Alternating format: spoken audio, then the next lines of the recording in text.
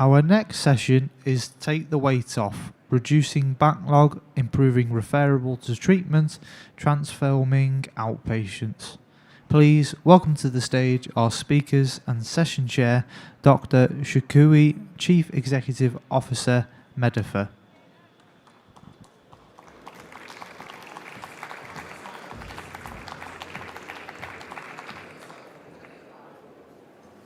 Well, I'll stand next to you.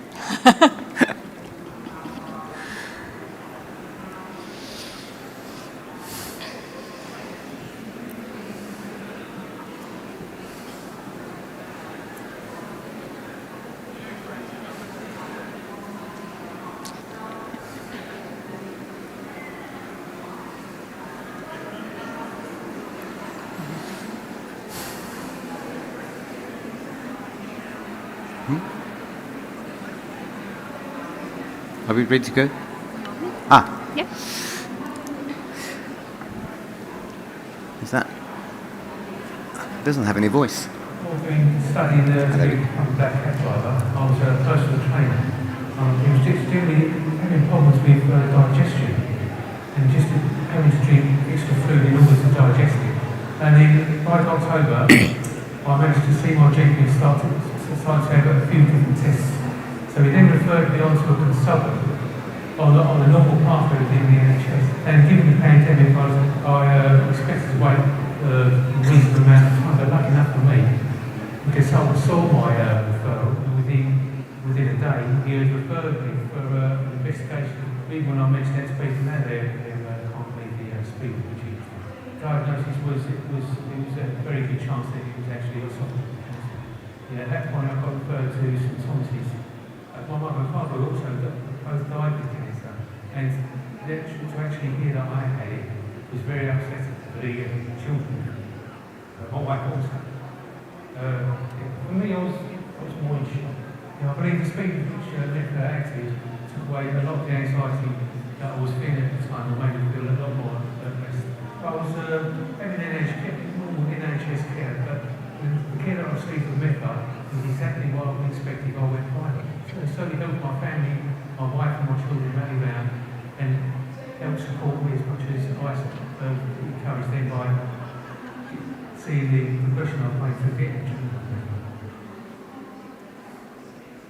Good morning, thank you for joining us. That was one of my patients. I'm from Tracy Rubery, Director of Transformation from North East London CCG. At the time we worked with Medifer originally, we were Barking and Dagenham, Havering and Redbridge CCG. We've now been working with Medifer for a number of years around our gastro pathway. We've had over 30,000 patients through the service. We've got 35 hours triage average time from when a referral hits Medifer. We've had around 1,000 patients upgraded to two-week wait pathway that weren't suspected cancers when they were referred. 75% of our patients for gastro are now managed in person without an in-person appointment, and waiting times at our local acute trust for outpatient care for gastro is 5 weeks. Thank you. My name is Dr. Shukui. Most people know me as Dr. Batman. When I was doing my A&E, the nurses didn't know what to call me, so they used to call me Dr. Batman, which really confused the police officers on a Friday afternoon when they brought the patients into the resus, and the nurses would shout, "Dr. Batman to resus, please." But jokes aside, I'm a gastroenterologist, and 2 patients changed the course of my life. I had just about to start my MRC-funded PhD when I came across a 39-year-old patient, and by the time I walked down the length of the corridor with her, I had to look at the GP referral letter. Everything was normal. The GP had done absolutely everything, but this woman who'd waited 11 weeks to hear the news that there's nothing wrong, for 11 weeks she thought she had liver cancer. So the next patient, which I came across his case from another colleague, was a Middle Eastern man who had been referred for hepatitis B. And hepatitis B is a virus that, if it's not treated, can cause liver cancer. And he missed the 18-week target, so he was seen in week 24. The consultant organized an ultrasound for him, which showed a shadow on his liver. And after the patient cancelled to rebook, the CT scan rebooked, a couple of DNAs from the clinic, he was discharged just before the 52 weeks. But what happened was that 2.5 years later, this patient presented to accident and emergency with disseminated liver cancer. And the pandemic has pushed us over the brink, but we've had problems forever. Our waiting times have been growing. We just haven't had a lot of capacity in the NHS. We've all been working really hard. And before the pandemic, the average wait time to see a consultant in clinic was 8 weeks for first appointment. Now it's 13 weeks. And obviously, the longer you wait for a patient, the worse the clinical risk for them is going to be. So this became, for me, a lifelong mission to see how can we help the outpatient recovery program towards a sustainable transformation and create resilience in the system. Those are all faces of people and colleagues working at Medifer who wanted their faces to be put up as a demonstration that we are all in this. Every single one of us, this is one of our family, daughters, fathers, mothers, are on that waiting list. So what is it that we've tried to do at Medifer? We need to take work out of primary care. We know, as Sajid Javed yesterday also mentioned, primary care is broken. Hospitals have a lot of pressure, so we need to find a way of reducing work from the hospitals. And obviously, you've got to put the patient in the center of it. How can we use technology to bring the whole thing into a new level? So before the pandemic, we worked with BHRUT, as you have just heard, and we provided them with a pathway where the referrals from GPs will come in to our technology platform that we've created. Consultants from anywhere in the country could manage that and review that referral. And just like that 39-year-old patient, they could either be advised there's nothing wrong, discharge straight away, so they don't need to be seen in clinic. They might need to be booked into an in-person clinic, but if the patient was appropriate and there was enough details in the GP letter, the consultant would be able to book the appointment for the test straight away. Doesn't matter whether they're local to the patient or not. The system will book it local to that patient. Or if there wasn't enough information from that GP, the referral letter, the consultant can organize a telephone assessment or a virtual appointment for that patient. And that cycle could continue until to the point of diagnosis. And at that point, the patients will either get discharged or they will get sent into an in-person clinic. And so this was, when we started this, was how many of these patients can we manage virtually and take away from the hospital, but not put the pressure back on the GPs as well. So if I now kind of hand over to Tracy to tell you the experience of that service, and I'll come back at the end with you. So, give you a bit of context. Barking and Dagenham, Havering and Redbridge, very different populations. So Barking and Dagenham, very young population. Havering has got the oldest population in London, and Redbridge has got a very ethnically diverse mixed population. So 3 very different areas that I serve from a commissioning point of view. So we commissioned Medifer back in October 2016 because we were hitting an RTT issue with our local acute trust, which is Barking and Havering Redbridge University Trust. So we wanted to support them with their RTT pressures, not just in gastro, but across the board. We wanted to help them alleviate some of the issues that they were facing with recruiting staff, and consultants were a particular issue for them. We wanted to educate our GPs in gastroenterology to be able to manage more patients within the community, keeping care closer to home. And we wanted to reduce our cancer mortality by earlier diagnosis in routine pathways. So the pilot that we set up, as Bauman has just talked through the pathway, GPs would refer through to Medifer. Within 48 hours, that referral would be triaged by a Medifer consultant. We expected 20% of those patients to be discharged straight back to the GP with a management plan. We thought 20% would need to be seen in an in-person clinic in secondary care. We expected 60% to go through a virtual management pathway. We called that the virtual hospital in BHR. Once they've been referred and through that virtual pathway, we expected 47% of patients to go back to a GP with a management plan and 13% to be referred through to an inpatient clinic. So one of the questions you may ask me, given I've just said that we were doing this to tackle RTT, was did that lengthen the patient pathway? They've had to go through an additional step, and indeed it was one of the questions that kept coming up for us from the GPs. No, it didn't, because at the point that person was referred through to that secondary care clinic, they were fully worked up. They'd had all of their tests. They'd had all of their diagnostics. The results were there. They didn't turn up at an outpatient clinic and the results not be there and be sent away to come back again. So actually, it was expected to speed up the entire patient pathway. So we'd run the service for 18 months, and in May 2018, we did a review, evaluation of the pilot so far. So what did that show us? Well, actually, the triage was being done quicker on average than we thought. It was taking 36 hours. So think before, local acute trust, not triaging any referrals, patients sitting there on a waiting list for weeks. Referrals were being reviewed within 36 hours. So that was a win before we started. We expected 20% of our patients to need that in-person clinic in secondary care. Actually, only 11% were going through, so that was better. We were keeping more patients out of hospital. We expected 20% to go to the GP, I've just told you. You can see that number's lower. So you might at first think, oh God, that's bad news. Why are fewer people being discharged back to the GP? But actually, those people were going into the virtual hospital. So they were still having their care undertaken within the community from their point of view. And of those patients that went through, 15% needed that in-person clinic, slightly more, but many more were going back to a GP, 63%. So in terms of our objective of keeping patients out of secondary care, 67% we thought we'd keep out. Actually, we were keeping 74% of patients out. So we were winning in terms of what we were setting out to do. And I just highlight here, this was before the pandemic. People not being used to running services virtually, especially in hospitals and specialist cares. Yeah. And this wasn't your traditional Skype service, as people might think of a virtual clinic. This was very different. This was patients being managed on a virtual pathway. So the other elements of the evaluation, at the time, BHR was under extreme financial pressures. We were in a financial measures regime. So there was a lot of focus around the finances. So no one was more delighted than me when we actually costed this all up, and it was costing us 69p for every patient that went through Medifer, as opposed to £1 in acute trust. So we were winning from that point of view. The most important bit for me, though, was the friends and family feedback. 9 out of 10 of the patients that went through the Medifer service rated it and would recommend it to their family and friends.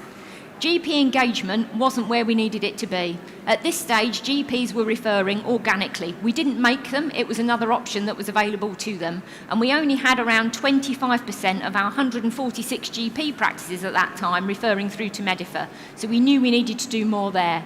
And one of the things we did, or Medifer did, was develop a GP dashboard. So practices could actually log on, see where their patient was in the pathway, and not only could they see where their patient was, bear in mind BHRT had put 0 polling in on ERS, so there was no way of people tracking in secondary care, so this was a positive. GPs could see where the patient was. They could also see any clinical letters or test results that had been done on that patient. So much more empowered from a GP point of view. Yeah. The GP engagement was key to making this successful. The CCG had a clinical lead. Yep. Dr. Morris Sonomi, and yep. We had a very senior GP, board-level GP, who was working with him, Dr. Bozone as well. We had our own Batman and Robin going around GPs, engaging them, sorting this problem. Yeah, and we did that on a very targeted level. So we did the message for all, but actually we looked at the practices that weren't referring and went out and actually spoke to them to find out why they weren't referring, what would make it better for them, and what could we therefore improve. So what you can see behind you is what our referral rates were at the beginning, and you can see that evaluation point when we started to take further actions. What you'll see here is what has happened since. So you can see the evaluation there. What we then did was BHRT still had a very big backlog. So Medifer took on 1,000 of those patients from that backlog to review, to see who they could refer back to the original GP or who needed to stay in secondary care. And I think it's fair to say, Bauman, that built a lot of trust with the hospital at the point when we did that, because they could see what could be achieved. Basically, at that point, as you can see, it had organically grown to a point. We then worked with the trust, because by then we had enough patients to say this was safe, it was effective, it was quick. So at that point, we took over 1,000 patients who were still sitting on the trust backlog.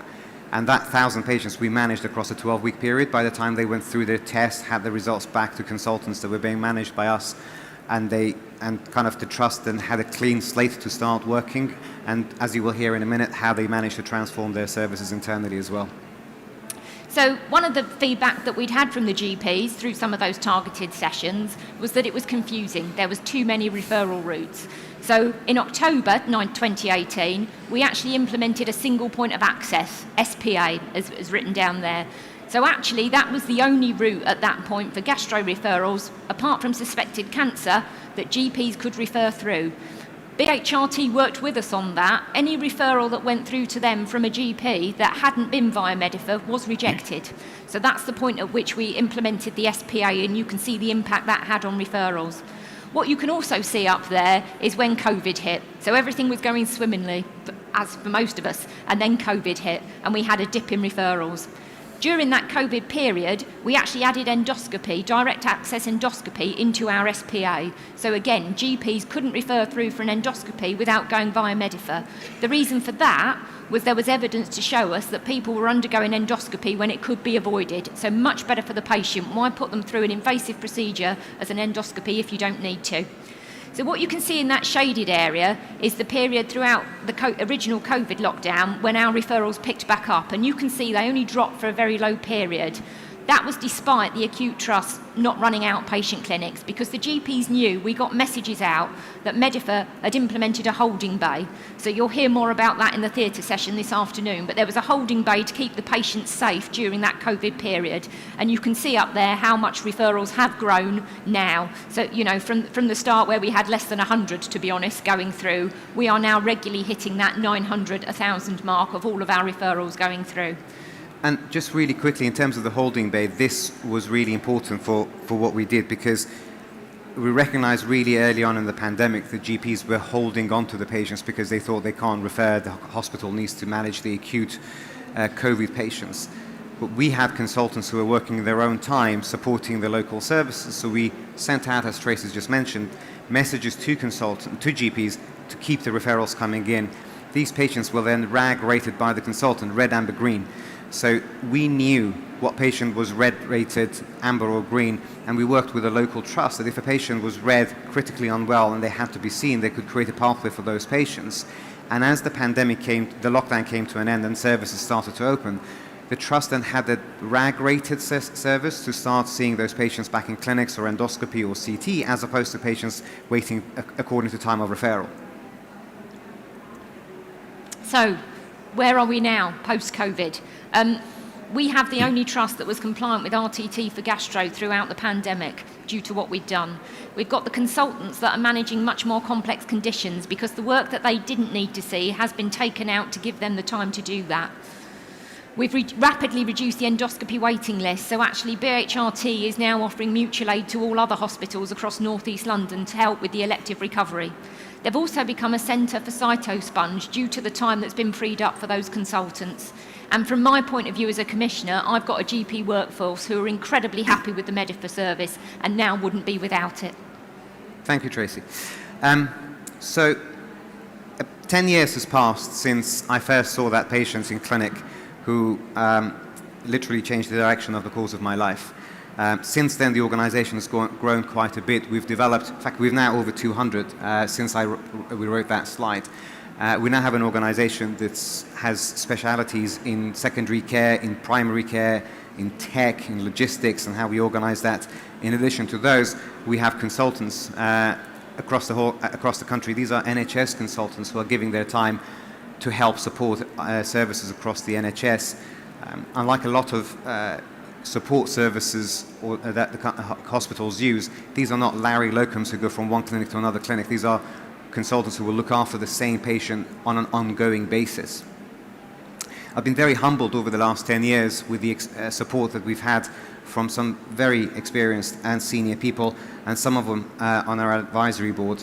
We've won quite a few awards and recognitions for the work we've done, but most importantly is the NHS partners that we have had and are growing to have supporting the patients across the country. You saw Bradley earlier on how we managed to pick up his cancer within a few weeks. He was struggling to swallow and he had a stent, and we managed to alleviate his anxiety and his symptoms. But if you look at the backlog that exists out there, our data suggests that 3.6% of those patients on a routine pathway should have been referred to a 2-week wait cancer pathway, and the GP missed the criteria. 2% of those patients are a red rated. If a consultant looks at them, they will want to manage them fairly quickly. 5.5% of them, maybe not as red, but they still need fairly quick attention. So overall, you've got about 11-12% of the patients sitting in that backlog that currently you don't know the risk of those patients who needs to be seen quicker. About 12 to 13% of the patients can wait a little bit longer, but they still need in-person care. So what you really want to do is to help the local consultants who are in the hospital who need to see these patients in person to concentrate on those, and everybody else to be managed in a different way so that the hospital has the freedom to do it. Now, as Tracy mentioned, this virtual pathway and process that we created is not just a Skype, it's quite a few different components put together.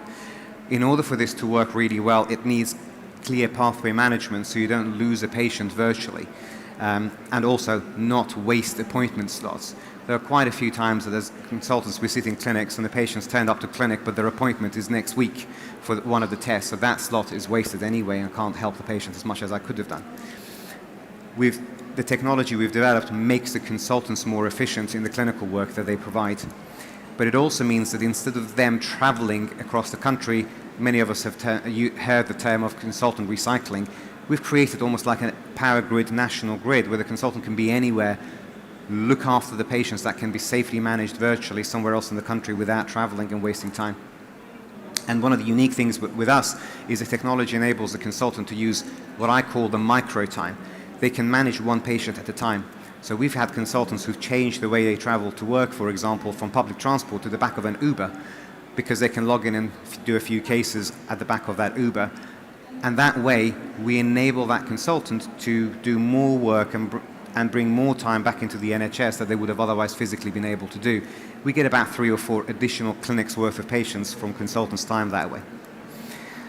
And before the pandemic hit, we had a patient. I didn't take his consent, so I'm going to call him Martin. He was 32 years old, and he was referred for some reflux. There was no untoward symptom with him. His case was picked up within 4 hours with a consultant reviewing and saying, go for an endoscopy. And because this was before the pandemic, we'd worked with the local endoscopy providers, and literally before the pandemic, the endoscopy waiting times were about 1 week. And so he had his endoscopy 7 working days afterwards. And the consultant looked at that result the following day. He had esophageal cancer. He went through the MDT on day 14, and by day 21, he had curative surgery. That was only possible because of bringing that whole thing completely forward. Whereas if he'd waited a normal outpatient process, he would have been seen almost 2 months after he had his curative surgery. So it is possible to radically change the risk for these patients that are sitting in that backlog. We go in a lot more detail in the theatre session this afternoon about how the different parts of the tech works. It doesn't have to be us delivering the care. The tech is there for everyone to use. It's just every hospital we worked with so far, they really need the clinical support of that micro time of consultants bringing additional capacity in. So maybe, hopefully, as the backlog comes down in future, you can use the tech on its own. But at the moment, whatever help we can provide, we're here. And on that note, if there is any time, I'll open it up for any Q&A if you have any questions. Thank you for your time. Thank you.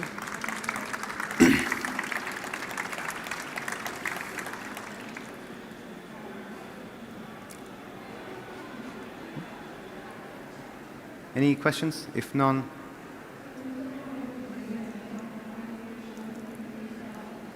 I think we're okay then. Cool. Well, thank you very much for your Thank time, you very everybody. much. Enjoy the day. And we have a stand at the back in case you want to come and say hello to us and get a bit more data and information. Please do pop along and say hello. Lovely to see you all.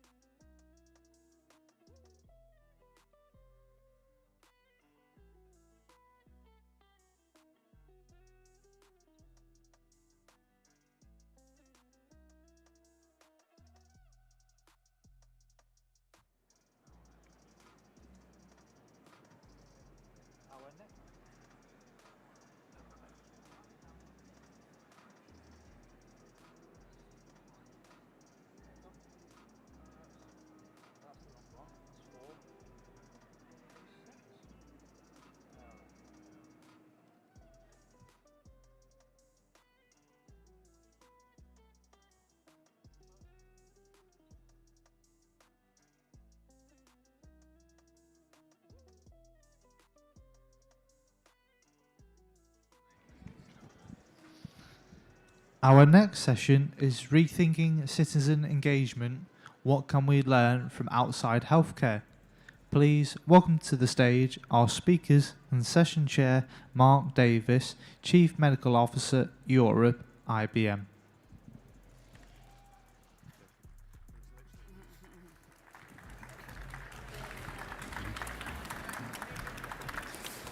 Yeah.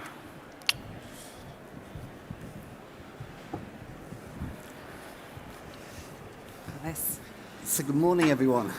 Welcome to this session. I'm really looking forward to this. We're going to have a discussion over the next 30 minutes or so where we're going to kind of explore this really interesting theme of citizen engagement and rethinking it. It's something of a hot topic in healthcare, whether you're talking about the future of screening, the future of the app, the future of health promotion, or indeed how citizens engage actually in services. But we're going to take a slightly different slant. And rather than seeing it from the point of view of healthcare, we're actually going to see it from the point of view of experts in industry. And in other words, we're going to see it through the lens of us and our patients, because actually, quite frankly, there are lots of other people out there trying to engage with us and get our attention. So, as you heard, my name's Mark Davis. I'm the Chief Medical Officer for IBM, and I'm really chuffed because I think I've got the ultimate panel to talk about this. So it gives me great pleasure to introduce Lee Edwards, who's the Vice President for Adobe. He works across Europe and the Middle East. Gemma Gilbert should be known to you all, and if you don't know Gemma, you should get to know Gemma. She's the Director of Transformation for the Healthy London Partnership, and Rich Corbridge, many of you will know, who's the Chief Information Officer for Boots, a brand that you all know very well. So look, Lee, let me start with you if I can, and just to explain, many of you may know Adobe because of Photoshop and PDFs, but actually Adobe is an organization that is one of the leading organizations in helping industries all around the world actually engage with their clients. So Lee is something of an authority on this. So Lee, I wonder if you just kick me off and just talk me through some of the industry trends that you're seeing outside healthcare, maybe just lit up with a few examples. Yeah, sure. Thanks, Mark. So I think, as we all know, digital has been around for a while now, and it's been growing quite rapidly, but obviously beginning of COVID, it's had an exponential growth because of the necessity of it. And I'm sure how we all shop, how we bank, how we consume media, for instance, book travel, that's been a changing experience for everyone. And for that reason, everyone's now got very digitally savvy, and the expectations are now extremely high as far as what they have. And any interaction with a brand, with a company, that best experience is now like the baseline for any others. So there's very much that. So we work across all industries, but what I'll probably try and do is frame, as you said, some key themes and just bring through a couple of examples from places like financial services, retail, travel, to hopefully bring that to life a bit. But the number one, you said a big topic earlier. The big topic really in this customer experience area is very much personalization at scale. And that's very much a move away from sort of mass marketing. I know Rich, Boots is something very much focused around this currently as well. But how you treat people as individuals, which when you've got companies like Boots that have got potentially millions of customers, it's a very difficult thing to do. But it's that whole approach of feeling as though it's all very bespoke, aimed towards you. Go onto the website, obviously the content is actually different for you, Mark, to me, for instance. What you see, what you read, how you interact, the follow-up of that brand, that's all very much tailored towards that particular experience. So that's something which obviously certain brands do extremely well. If I use an obvious one that we all, lots of people use, like Nike, for instance, they take a very holistic approach to it. So from their perspective, if you go on, it should be a case of actually understanding what sports you like playing, what type of, say, gym kit you wear, what colours you like, right through to actually personalisation down to your own bespoke trainer, for example. But they take a wider approach also as far as building out communities. So you've got things like Nike Running Club. So that ability to build out communities and interact in that area where everyone becomes athletes in that idea, and they build up that wellness expert side of things as well. But then M&S being an obvious one here, they've just through using the app a lot more in the last couple of years, they've actually doubled the uses of the app and actually then grown dramatically their online presence and online sales.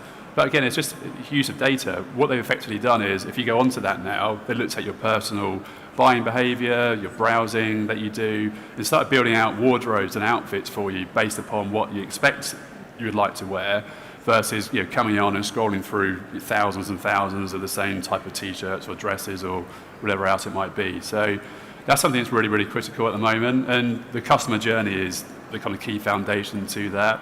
And omni-channel being a kind of buzzword which lots of people are aware of.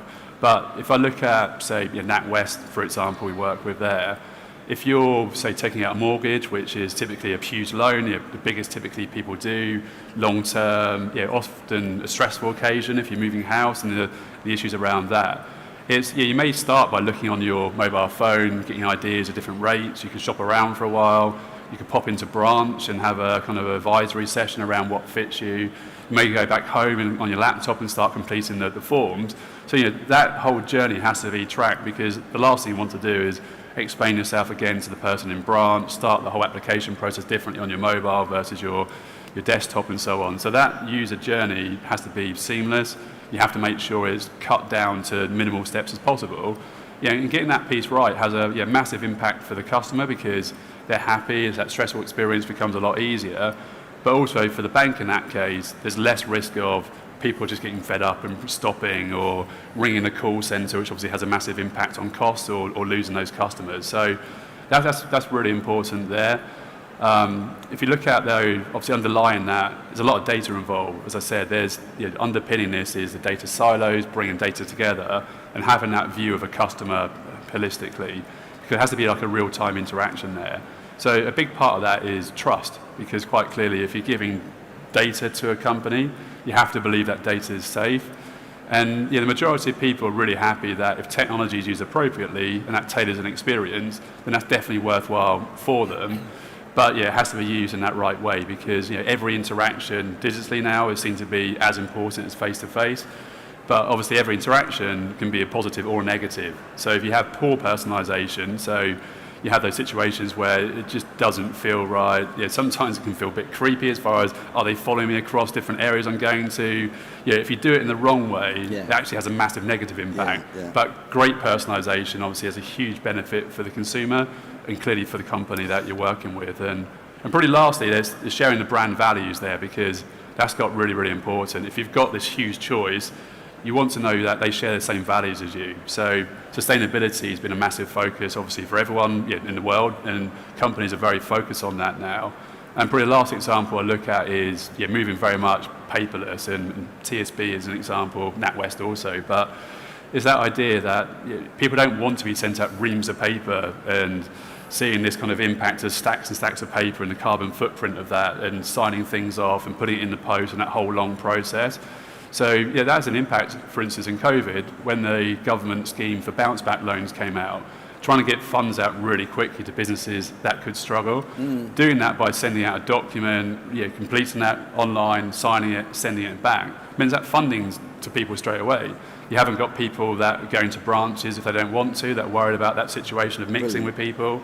And actually, from a environmental impact, just as a really stat I love, which is for every 1 million documents signed electronically, that's the equivalent of taking 2,300 cars off the road for a year. So there's a huge impact, obviously, around that. And so I think broadly, very much just making sure that people feel individual, that you've really thought through how you interact with them, and make sure that there's that kind of sustained values behind what you do. It's fascinating listening to you talk, because actually, although all the nouns are different, actually the verbs are the same. It could be healthcare. Rich, I'm just wondering if you've got any observations on this, because you're sort of uniquely placed, because you spent half your career kind of working in healthcare and half of it working in retail. So I'm interested in. So I think as you listen to Lee speak then, and you look at the last 2-3 decades of what the NHS has tried to do, you apply some of the language he's used and change it. So when you talk about omnichannel, it's a cool word in retail, it means so much. But actually, if you substitute omnichannel for integrated, suddenly it applies to care. If you substitute the word loyalty in retail for personalisation, you're suddenly talking about healthcare. And I think that's what's fascinating as you start to take the tech itself that Adobe have put in place with so many partners that isn't PDF and all the things you mentioned, but is actually a bedrock of what the NHS and healthcare systems across the world have been trying to do for 3 decades. No, for sure. Gemma, I want to pull you into this, and I'm going to give you the difficult task of having to speak on behalf of the entire care industry now. so I'm interested in your reflections on what you've heard, and I wonder if you wouldn't mind just touch base on kind of why this really matters. Why is this such an important subject? Yeah, well, citizens' engagement is really important, and I'm going to sort of describe that in terms of 3 points, really. One is around providing more intelligent healthcare. The other is around harnessing social capital for health and well-being. And the third point I'm going to make is about how we ensure that people have a delightful human experience of healthcare. Okay, so for the first one in more intelligent healthcare, it's interesting listening to you, Lee, talking about the amount that you rely on data insights. Yeah. And in the NHS, we're focusing a lot over the conference on population health management and how data drives us towards those key kind of populations and how we design services for their needs. But I'm always really interested as well in the other insights that we get during the healthcare journey, but also, sort of the missing people from the data. And that's something we learned very strongly during COVID about the gaps in services, the lack of access, the work that we were doing during COVID at Healthy London Partnership. We identified 25% of inclusion health groups aren't even registered with a GP. So they're completely missing from the data. So kind of intelligent healthcare, though, really starts with building data insights, finding out about what is going to matter to people in terms of their healthcare. And that goes beyond health and really looking at the wider determinants and trying to sort of build a picture of future design for services based on harnessing those insights through good citizen engagement. And the reason I talk about social capital as a real opportunity as well in this is that health creation comes for many of us through our friends, our families, our social connections. It comes through a huge range of services. And so in supporting people through citizen engagement, really understanding their needs, is their need the health issue that they've presented with, or actually is that down the journey? Actually what they're really struggling right now with financial insecurity or kind of, housing vulnerability or whatever it might be. So, and how do we harness the social capital in communities in a place around that individual to help them maintain and thrive with good health and well-being? So I think those things are really important. But I'm really excited around how we can learn from industry, particularly in sort of the realm of AI and other things, around how do we create a more human experience of care? Because I don't think we in the NHS can pretend that we don't sometimes provide quite dehumanizing health services. Significant barriers to access at times, people feeling like they have to push and fight for the care that they need, real fragmentation of services. There's so much we can learn from the organisations here today about how they think about that sort of experiential kind of service and how they kind of create those kind of joined packages of care. So we should be delighting people with a strong human experience, and that means really understanding their needs, creating something quite bespoke, so some real similarities. But for healthcare, that also means going into the complexity. It's not simply about making that service more accessible, it's about diversing that service, creating a sort of more diverse experience of package of care that really fits around holistic needs within health and beyond health to support people to thrive. There's some really interesting stuff here, isn't it? Because think about it simplistically, it's just kind of how you might communicate with people and how you might kind of... But actually, what you've described is a much more transactional model where actually the identification of needs starts to shape services, where you can see the service, but actually the service can see you as an individual as well. We've touched on a lot of the similarities, but would you just spend a little bit of time talking about some of the differences? Because the world of selling things is different from the world of caring. So can we just spend a little bit of time talking about the differences? Yeah, absolutely. And I'm kind of quite interested in colleagues' reactions to this, but I'm always struck by what's our defining purpose, and there seems to me that there are some very fundamental differences there. For healthcare, we can't not engage with the complexity. The people on the margins and the rough edges of healthcare are just as important to us as the general population. So how do you kind of strike this balance between providing something which is fantastic because everybody can come to it? I mean, we learned this in COVID, didn't we? Let's get a NHS app, everyone's using the app, everyone's going through a single vaccination process. Oh, hang on a minute, there are loads of people not using that. We're going to have to adapt and be adaptive. That's going to require more investment. And I guess I guess the profitability question comes in around how much can we learn from you, but also how much can we work with the private sector to ensure that we are tilting our investment in a disproportionate way in order, and potentially our profit margin is lesser for some groups where we actually really want to kind of make sure we're providing an equitable model of care. And so, yeah, that's always in question, doing things brilliantly and then adapting them for those people on the margins who might need something very bespoke. But I think we could learn a lot about how you build your intelligence about different population groups, their needs, their wants, and huge amounts about how you seam that together in a way that is strongly customer focused for you, but actually provides a much more kind of a better experience than a more intelligent type combined system of healthcare. Yeah. So I'm dying to ask the question, Lee, Rich, if the expression hard to reach groups, which is the most hated expression in care systems, but one we keep using, is that something that's ever talked about in any other industry? Do you ever have conversations about people being excluded? Do you ever think about people on the margins and design, as it were, at the edge? Either of you? Yeah, I think just briefly building on the previous points on the NatWest and TSB scenarios, they were unusual as far as obviously the COVID impact, and knowing that there were people that aren't digitally savvy, older populations, people without access to devices, and there's a whole raft of people that couldn't just get used to getting onto an app and doing their banking. So actually they started tailoring programs where they would just literally ring around those groups of people and just obviously give them lots of data to segment the types of people typically that are going to be comfortable and possibly the types of people that aren't going to be so comfortable. And it was ring around from the call centres, for instance, chatting people through it, making sure they're happy with that process, how they still access to the same services. So it's not a usual example quite clearly, but when needed to, there's an adaptation. Rich? Yeah. That hard to reach sort of definition, if you flip it again back to language from a retail point of view, if they're hard to reach, that means other retailers haven't been able to get to them to offer them a service. And when you talk about Boots, we're offering retail and healthcare, and we do really go at this from the point of view of who needs healthcare and where do they need it. So I think it's fascinating as a proposition that as a cold, hard cash, profit-making organisation, yes, we do need to go after hard-to-reach groups of people because others aren't there. So let's offer them a service because we'll make a profit that others aren't.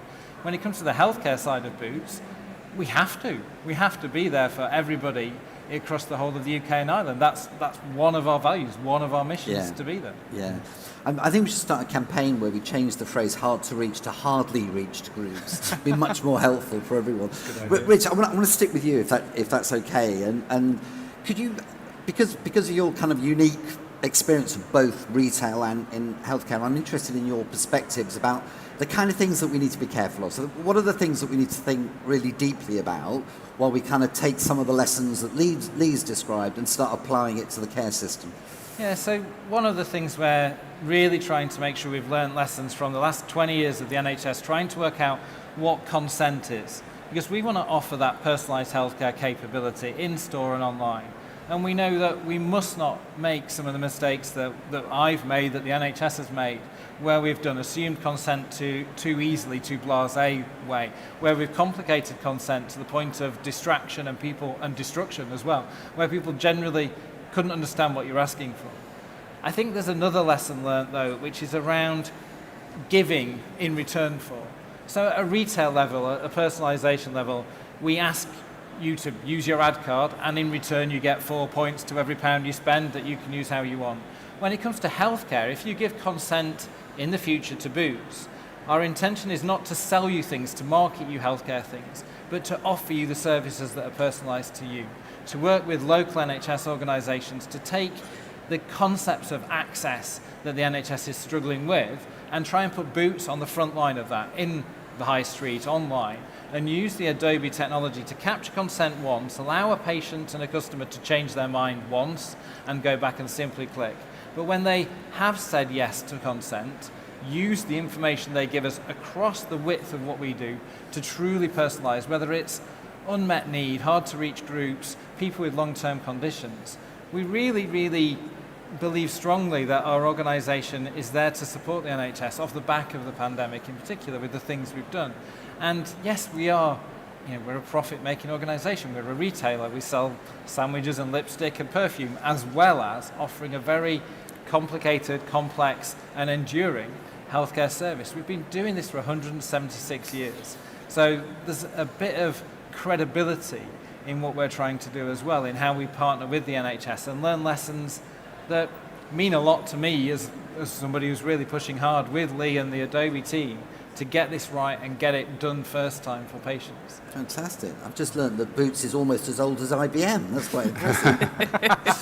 so I'm going to stick with you if that's all right, Rich, because I'm quite interested in when you made the switch from kind of healthcare into the retail world. I'm not sure if switch is the right word. How did the cultural shift strike you? So what were the things about the culture and the differences that really surprised you? So the differences is actually the opposite way. The similarities in reality are what surprised me. So as I left Leeds, as I spoke to people from the HSE in Ireland about moving into the private sector, working in retail, everybody was slightly aghast that you were going to move from public sector, very mission driven, but thought to be slow and and difficult to invest in. Then you go to a very large organisation like Boots, 2,500 stores, 55,000 people, 170 plus years, and realise actually the speed isn't the difference because it's not super fast either. I think the big difference is, as an organisation, we are very much behind what we call the customer value proposition. And I do wonder if trying to create a single patient value proposition could be a good lesson learned from a private sector, a retail organisation, and applying that. You pull the whole of the organisation behind what's the value that the patient is trying to get out of the interaction with me today across all the channels, all the different ways I work. I guess one of the other similarities remains the investment in technology. In the same way the NHS sadly still hasn't commoditised investment in IT and realised that it is the same as electricity and water and lighting, neither's retail. So I have some absolute cutting edge investments with Lee and the Adobe team, but I've also got a warehouse system that's 33 years old and I pray every night doesn't fall over. So very similar to working in the Please HSE. don't tweet that. Don't tweet that. But it's that kind of the mismatch of investment to desire equals, I think now, having spent a few years now out of the NHS, is similar across all the different types of organisations we work with. Fantastic. Gemma, does any of that surprise you? Is that what you would expect some of the private sector to say? No, it is kind of what I expect. And I think, I was just thinking as you were talking about a big conversation that's been happening in healthcare at the moment about the sort of digital access to primary care and the pressure on primary care at the moment. And I guess you've had time to adapt those processes. You've been customer focused for so long. And my reflection on what primary care is experiencing at the moment is very much a strong innovation, kind of what most patients want, really, when you look at it, that convenience and that access. But the kind of missing bit around that seeming that kind of like opportunities for face-to-face and making that work effectively too. There's always a risk in the NHS when we introduce innovations that we will generate noise at first. It's kind of like that pain threshold of kind of, has this worked? Has this been a big failure? We tend to do a binary assessment of, is this working or is this a failure? And really what we need to do is build on the good aspects of that innovation that we've put in, which is going to have really strong ground in the future for patient experience. We need to now adapt our services to work with it and make it kind of work effectively.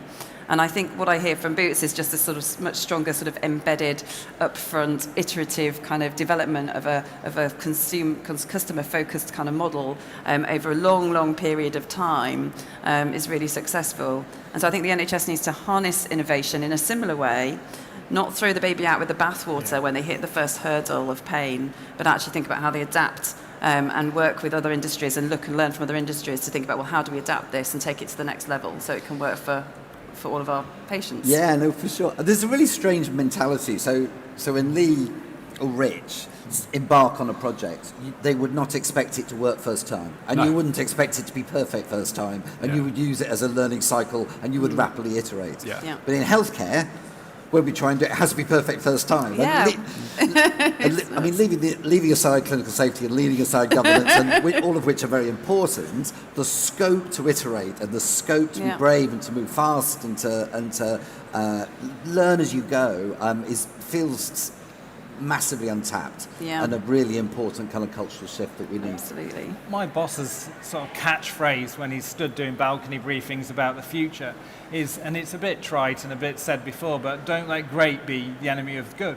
Yeah. And I think that's perhaps, as long as you've got that, in our case, customer value proposition at the center of everything you can do, as long as it's good for that CVP that you're trying to get to, then it can get great over time. Fantastic. And I think that's a really good way to look at it. Balcony briefings, that makes you sound like you work for the Pope.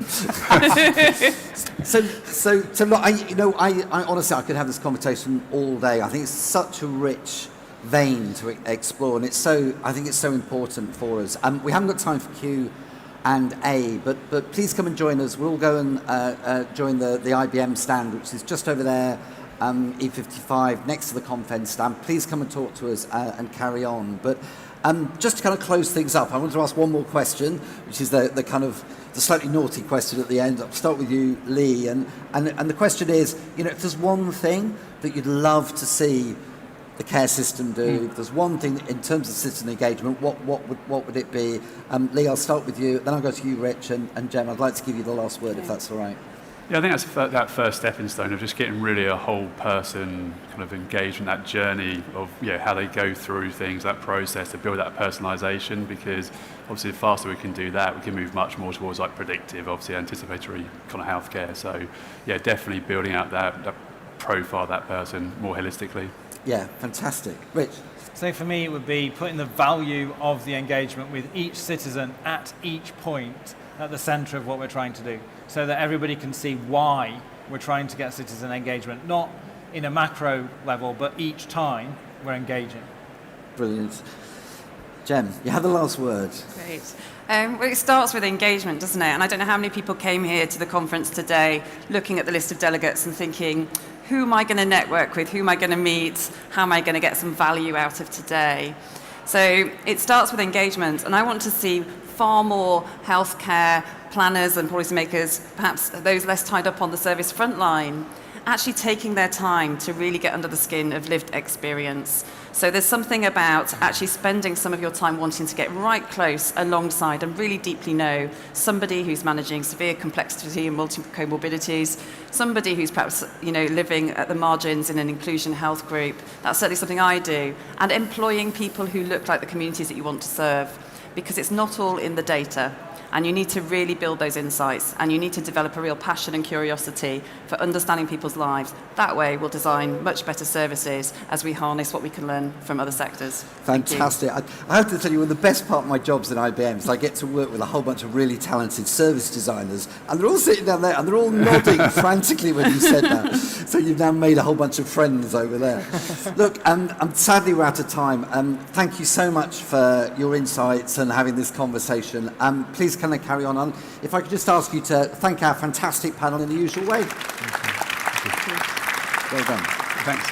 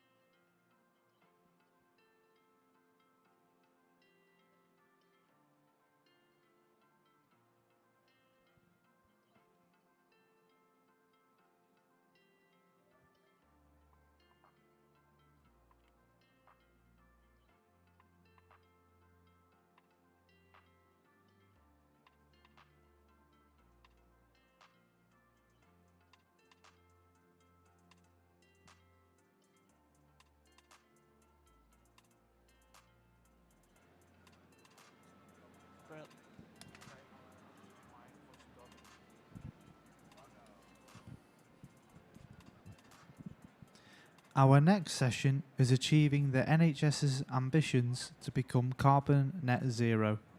What will it take? Please welcome to the stage our speakers and session chair, Polly Toynbee, columnist, The Guardian.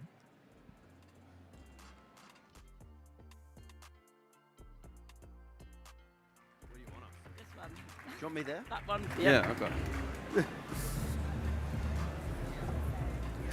There's loads of water. Oh, yes. Hello, everybody, and welcome to this session about the greening of the NHS.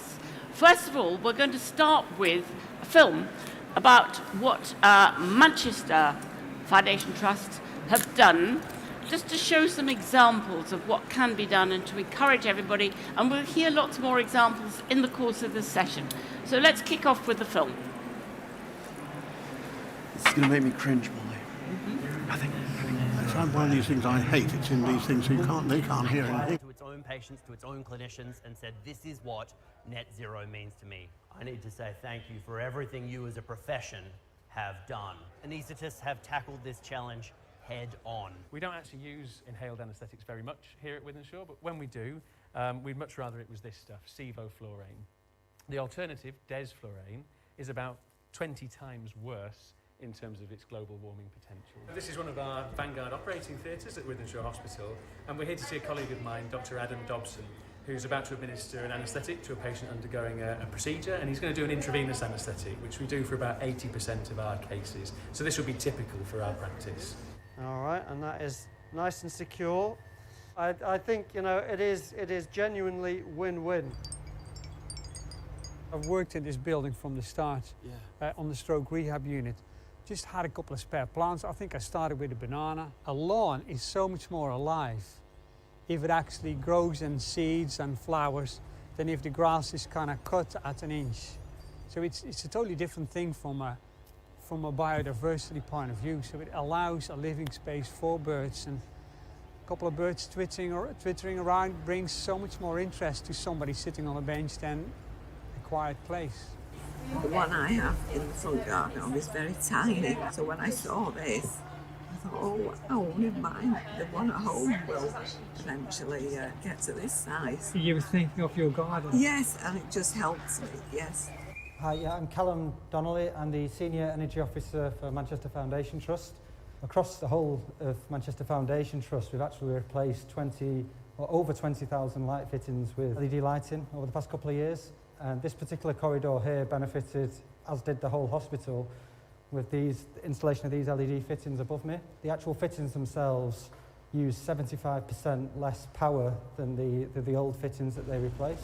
Quite uniquely placed at this particular site, so we've got a very busy bus route that goes outside the site. We've got Dutch-style cycle lanes. Just there? That's just one part of the challenge, though, right? Because you also move a lot of stuff around Manchester. Yes. Tell me a little bit about that. How are you electrifying the fleet, tackling air pollution? So we've got a fleet which is almost fully electrified. So this is the cargo bike. All samples go in here, undercover and safe and secure, so they can't fall out. This is Lucy. So I've been cycling seriously for about 5 years or so. I've done a range of other physical jobs, but I mean, this one in particular is great because I'm doing something that I love. I get paid to do something that I love, and I get paid to go and meet people and wave at mystified children, have fun with receptionists, make them laugh and smile at people on the road. It's brilliant. We've had an electric vehicle in the fleet for 7 years now. We've got one of the first ones out with no breakdowns. They have a service, but that takes about half an hour. There's no clutch. There's basically nothing to go wrong. Green in general, yeah, I think all the people I've spoken to at MFT is really on board, you know, and want to do their bit.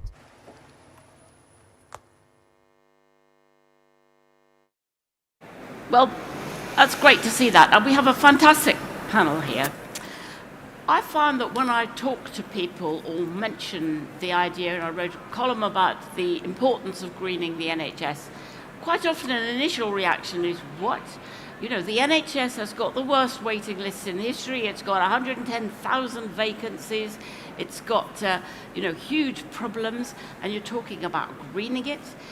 And only after people like this begin to explain, understand how much it benefits the NHS and patients, as well as contributing to reducing global warming. And it's turned out that today, it's announced that every single Foundation Trust and every single ICS has now got its own green plan, and a lot of them are very well advanced. Jackie Daniel here from Newcastle Hospitals Foundation Trust has been in the vanguard of trying out all kinds of things with fantastic success, but each of them are going to talk about what can be done, why it's not only possible but necessary, essential. So we're going to kick off here. First of all, we're going to kick off with Nick Watts, and he is the Chief Sustainability Officer for NHS England and NHS Improvement, and he is the prime sort of engine turbocharging this behind the scenes with fantastic success, and wherever he goes he spreads immense enthusiasm for what could be done. So give us a taste of what's being done so far. Thank you, Polly. I think you saw from that video, though, whilst I have an excellent fashion sense and perhaps wear very similar clothing no matter where I am, the prime engine for this comes from, the staff. We've got the indomitable Claire Igo sitting there she is, yes, shaking her head at me, sitting in the crowd. The engine for this comes from our 1.4 million healthcare professionals. 9 out of 10, when you go and ask them, hey, what gets you up in the morning? What do you really want to see? 91%, 9 out of 10 NHS staff want to work for an organisation that is tackling climate change. And so you're exactly right. In October 2020, we became the world's first healthcare system to commit to net zero emissions, net zero for our full footprint, scope 1, 2, and 3 globally by 2045. 1 year later, we hit our first year reduction target. I promise you we are going to hit our second year reduction target in a couple of months. But the really exciting thing that is happening today is that now every single trust in the country has taken a good hard look at that and said, okay, well, what does that mean for my patients? What does that mean for my staff? What does that mean for staff well-being? What does that mean for how I run an efficient, high-quality healthcare service?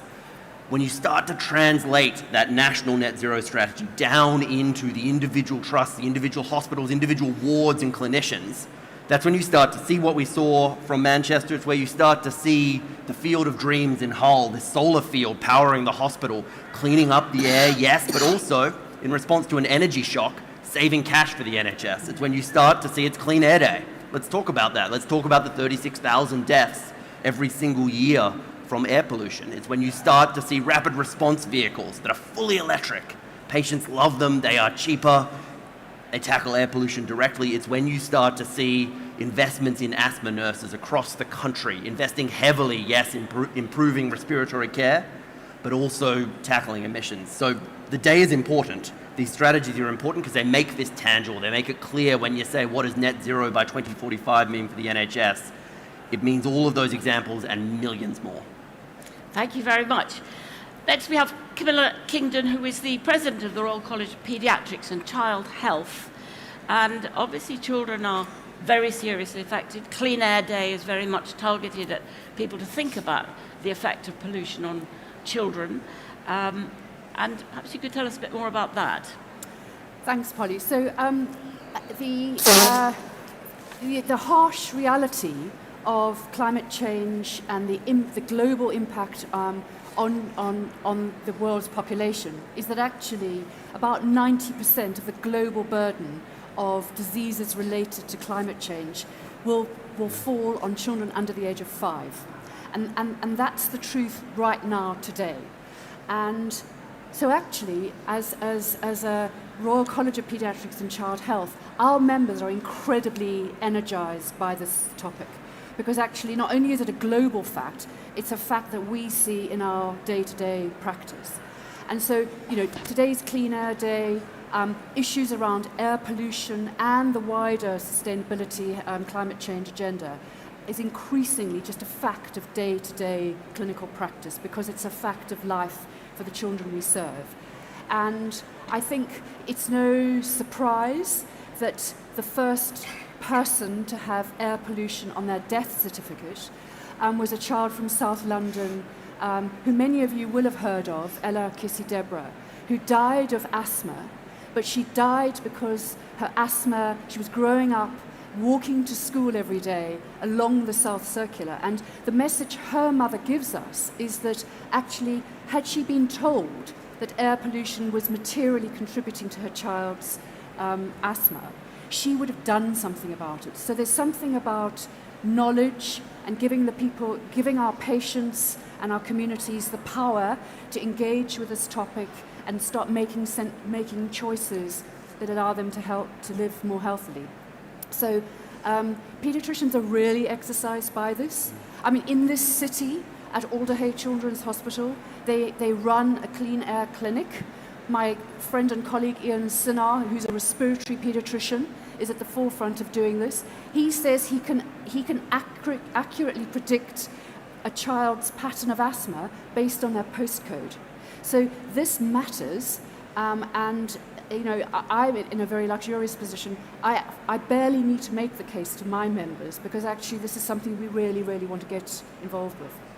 And of course, it's not just children, because there are 18 million people who attend a GP surgery which is in a street that doesn't meet WHO pollution standards. So it's everybody that gets affected by this. Dame Jackie Daniel, CEO of Newcastle Hospitals, you have been really leading the way on a lot of these things, and you've engaged all of your staff right from the bottom right to the top. So perhaps you could give us some examples of things to inspire others as to what can be done. Not that, you know, everything can be done at once, but things that can be done relatively simply and make a huge difference. Yeah, okay.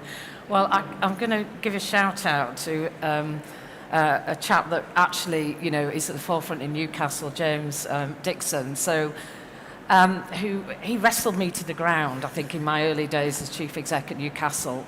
We've been doing loads and loads of things over many years around all the things that you'd expect about reusables, plastics, you know, waste, recycling, etc., etc. But, you know, as a real activist, James said to me, Jackie, how's about we take the challenging decision to be the first organisation, the first NHS organisation in the world to declare a climate emergency? And I swallowed hard and said, oh my God, okay, what the hell does that mean? And of course we had a strategy then, we've got a strategy now. If you go on the Newcastle website, you can read all about it. We call it our SHINE strategy, about sustainable healthcare in Newcastle. So we did that. We were the first NHS trust to declare a climate emergency because, to be honest, there is no health without sustainable climate, period. You know, whether you're talking about clean air and asthma or you're talking about the effects of heat and climate changes more broadly. So we've been working on it for a few years. I think it's fair to say we've got lots, hundreds and hundreds across the organisation of green champions. I think Camilla's absolutely right. The clinicians start to think about their care and treatment. You know, in our renal services, for example, we've eradicated significant waste. We're looking now about things like cataract operations and providing those in a net zero way. We had the first baby that was born with climate-friendly, instead of using Entonox, which is commonly used in childbirth. And, you know, in countries like Sweden, they do that systematically. Why are we not doing it? She had a fantastic experience of it, and it was completely carbon neutral.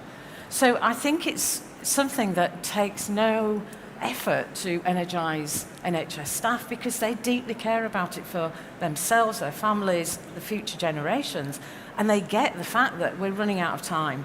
But there is so much you can do on so many levels in healthcare, from clean fleets, you know, to looking at, we've recently introduced a different packaging for blood samples, and that's, we you know, get through about 12,000 samples a day. So there's enormous opportunity. Start small, start somewhere, just get going with it. Don't try and have a beautifully formed plan, because it's about the journey, and just engage. One of the most astonishing things when I interviewed you that you told me was that just one anaesthetic, one vial of desflurane has a footprint the same as 350 kilos of coal. Yeah. I mean, that is such a mind-blowing. And the fact that you can use another anaesthetic that's just as effective. Yes. It's just a question of spreading that knowledge. That's I mean, right. how do we get it out there? Well, it's very good to see so many people here. But it's about social movement. It's about knowledge. It's about creating and empowering people to just do the right thing in their daily lives themselves. It's so many small things that done collectively. I know there's a great example of the kettle that you might want to share with us. But well, Lord Devon, John Gunner, to some of us older folks who remember you in your previous incarnation, has devoted most of his life to climate change issue, absolutely relentlessly, admirable, got onto it early, never gives up. What's in your view, do you think the NHS can be doing? What's the advice you give to the NHS? Well, first, I'm sorry, it's me asthma. The first thing we can do is to get rid of those things that do this and use the powder ones, which are perfectly good for 97% of the occasions. They're slightly more expensive. You remove the use of HFCs in the National Health Service almost entirely if you do that. And the packaging becomes absolutely important too, because it's still true that an awful lot of packaging is done, because it's medical. That's not an acceptable answer. Packaging has got to be sustainable in every circumstance, and you have to have a very good reason for not doing it. I just want to say that the health agenda and the climate change agenda are very much the same thing. The best statement is that which the Pope made in Laudato Si, when he said that climate change is the symptom of what we've done to the world.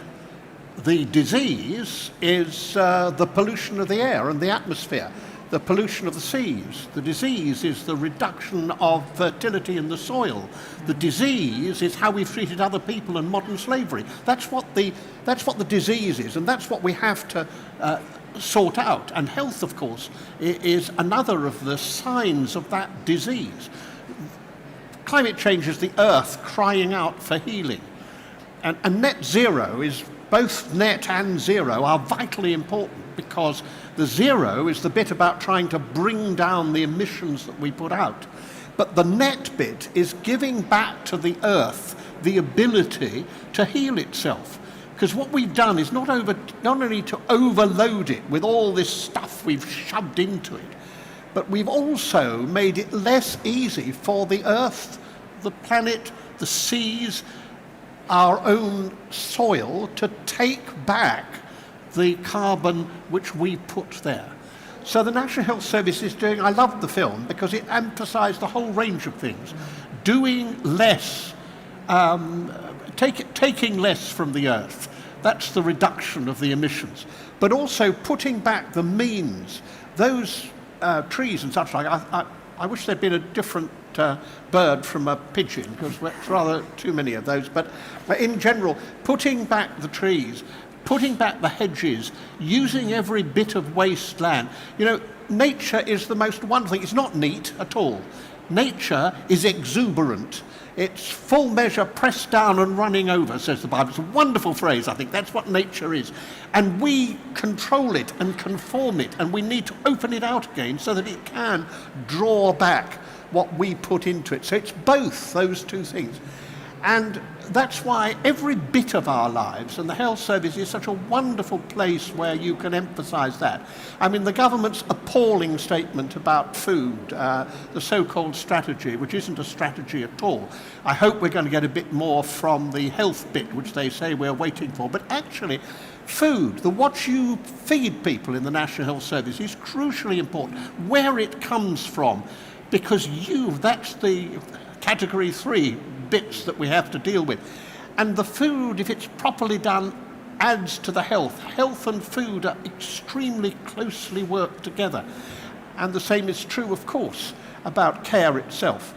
Because what we're really trying to recover is an attitude to our planet, which is one in which we actually, and I'm quoting here, in which we see it that we've got it not freehold, but on a full repairing lease. That's what we're there for, to repair it, because that's the only way it will be there for the next generations. And those of us who do suffer from asthma know perfectly well that the air pollution has a very, very direct effect on it. And lockdown was a joy for me because it was 18 months without asthma, because I was in the country and out of the town. And the last thing I want to say is every little helps. Tesco is quite right. Every little helps. So if you want to know what the first thing is, every one of you should be setting an example. So just boil enough water for the coffee cup that you want and not the whole kettle. And if everybody did that, we could close the equivalent of 2 power stations. It's just that. And all those dreadful people who leave on the lights and say, well, actually, you waste more electricity because you switch it on and off. That is nonsense. Absolute nonsense. And there's no need to have lights on in lots of places. About half the lights here are unnecessary. And I finish by saying, why do we have bottled water on this platform here? There's no reason to bring still water in bottles. Britain has got a water system which is clean all over the country. I know, I was in charge of it. We only got it clean because we were a member of the European Union, which we should never have lost and left. A disgrace that was. But we did at least learn that lesson, and I don't like bottled water because it means something has made that bottle, they've carried it all over the place, and it tastes like the water of Liverpool. Okay. Thank you very much. Nick, there you are. You're sitting there in the control centre. NHS England, NHS Improvement. I mean, a simple question. Why can't you just instruct everybody in the NHS to do these basic things, to use the right anaesthetics, to do all these basic things that Jackie's been talking about and that John has been talking about? Why not an order from on high and then make it happen? We know perfectly well the NHS is alive, vibrant, full of passionate clinicians, full of passionate staff. I don't think for something as complex, for something as long-running, 20 years, as a net zero trajectory, you can manage that entire trajectory through a series of directives. I think there is absolutely things at the centre nationally that we can do. We can absolutely invest in high-quality, low-carbon estates, and we were talking about that before. There's £557 million that have flown into the NHS, investing in low-carbon healthcare, investing in our estate, saving money at the same time, just in the last 18 months. We can do that.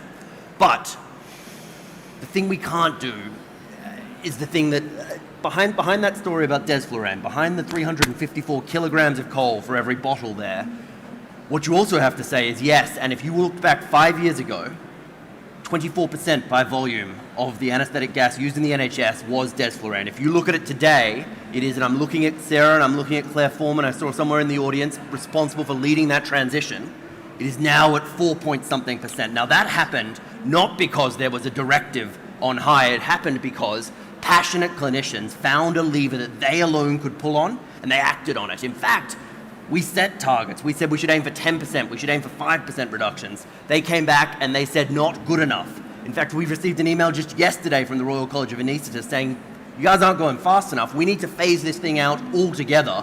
Together then with our clinical colleagues, absolutely we can do that. But unless we are inspiring hearts and minds, unless we are handing the solutions over to our clinicians, I don't think you get the whole way through to net zero. You maybe get some of the easy wins, but you don't get the whole way through to 2045.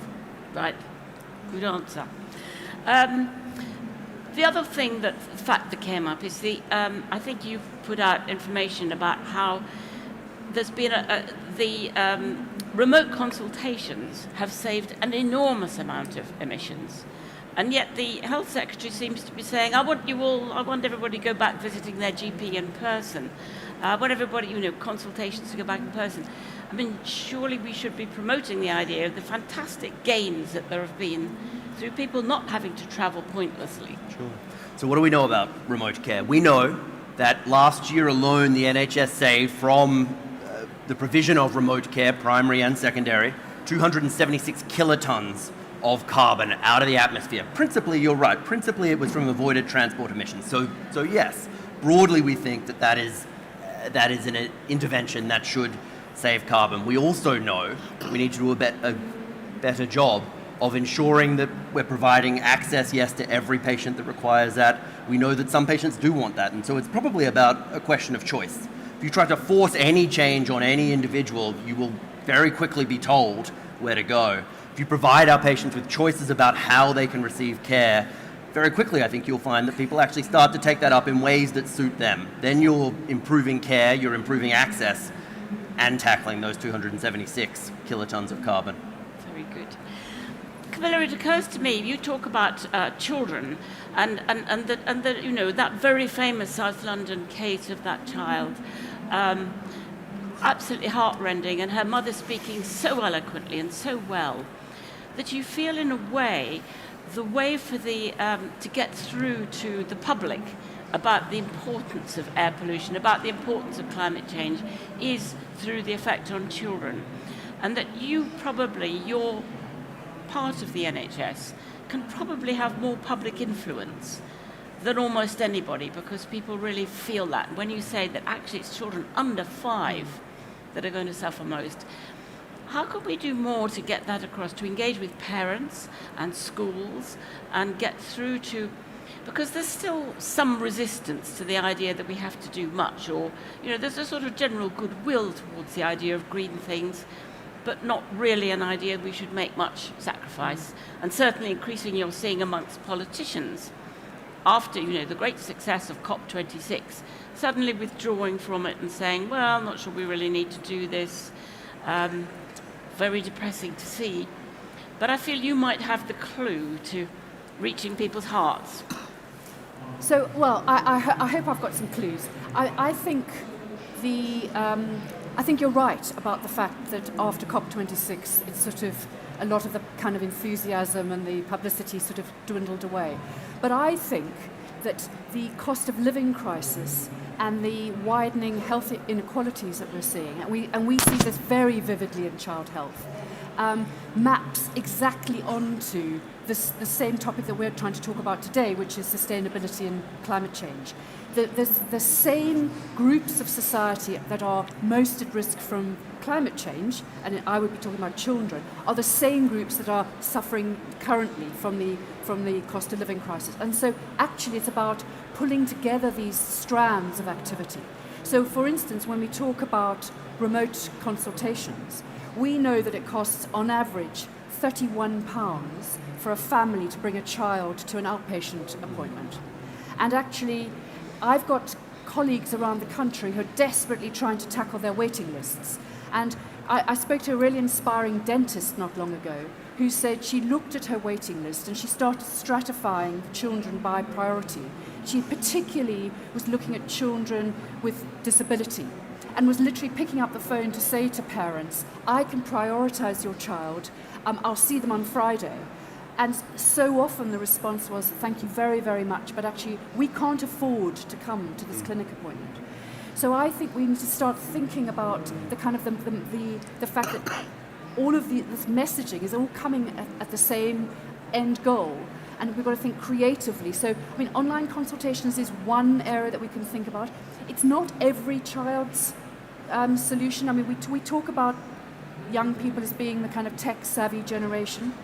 Interestingly, if you talk to children, that isn't always their desired way of interacting with healthcare professionals. And so it's about, there isn't a one-size-fits-all approach.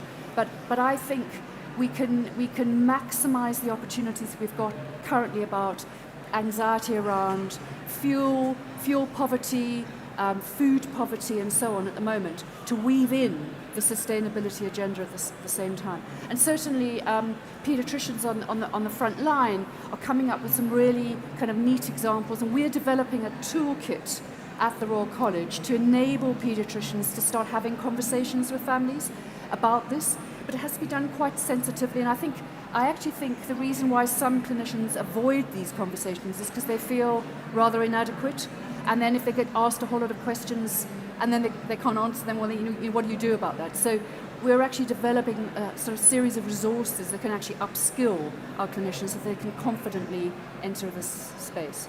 Well, that's fascinating. Now, Jackie, we've talked about things that anyone can do that seem within reach.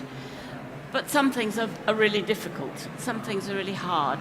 And when I talked to you, you said that 90% of the emissions within your organisation are really about having aged, leaky buildings, needing to replace your gas boilers with heat pumps, needing to insulate, needing really to rebuild. And we've already seen how the capital budget has shrunk and shrunk, how the 40 hospitals have somewhat dwindled, and maybe a unit here and a unit there in some places. I mean, you know, that it is a colossal scale. We shouldn't underplay the heavy lifting that will have to be done in terms of major capital investment, major rebuilding. Yeah. And are you, do you talk to those in power about that too? Absolutely, I do. I mean, we've got a real mixed estate, and we're a very large trust. I reckon we'd need a minimum of 100 million to get to, get in the right place in terms of our emissions. So you can imagine that times however many providers there are, and some estates are in a worse position than we are. So we've just got to have that debate, because frankly, those clinicians that are working hard and the staff that are working hard to turn the dial and turn the metrics, 90% of which they can't control, it's really demotivating. So we've got to keep the conversation going. But we're having some interest. I think there are some opportunities with our new integrated care systems and new integrated care boards to talk about how we work together. So, for example, in the city of Newcastle, we're talking to the universities, to the city council, all who occupy quite a tight footprint in the city, about putting a solution in to serve all those big beasts in the city, but to benefit all of them. We're talking in our integrated care system, which is the largest in the country across North Cumbria and the North East, about our clean air strategy, about how we engage with our communities, with people like the utility companies, make the most of things like the offshore energy that we're generating. So I think there are really creative solutions. But we've got to have some recognition from government and from the top of the shop in the NHS that this is a real issue, and when time is running out, and we need to think about how we address it. And you tell them so. Up there, you tell them so. Yes. Yes. Yeah, we've got to be honest. This is part of raising the awareness is about the honesty, about what we can do and just what is with our reach. And we've got to somehow think about how we tackle it. I mean, John, this is true all the way through. The climate question is, and you just look at the state, a lot of the NHS estate, but also public buildings, but also buildings in general, that amount of insulation and that we are going to need to put in involves huge capital investment. How do you think, as a politician, that we set about persuading people to vote for that? Well, first of all, you've got to be honest about it and say that is necessary. And I think one of the problems in the political discussion is that energy efficiency is shoved to one side. People like building big things. I think it's sexual, actually. I think they want to build big things. And the trouble with energy efficiency is that it doesn't ring, and you've got to make it ring in an effective way. But the point that Camilla makes is exactly right.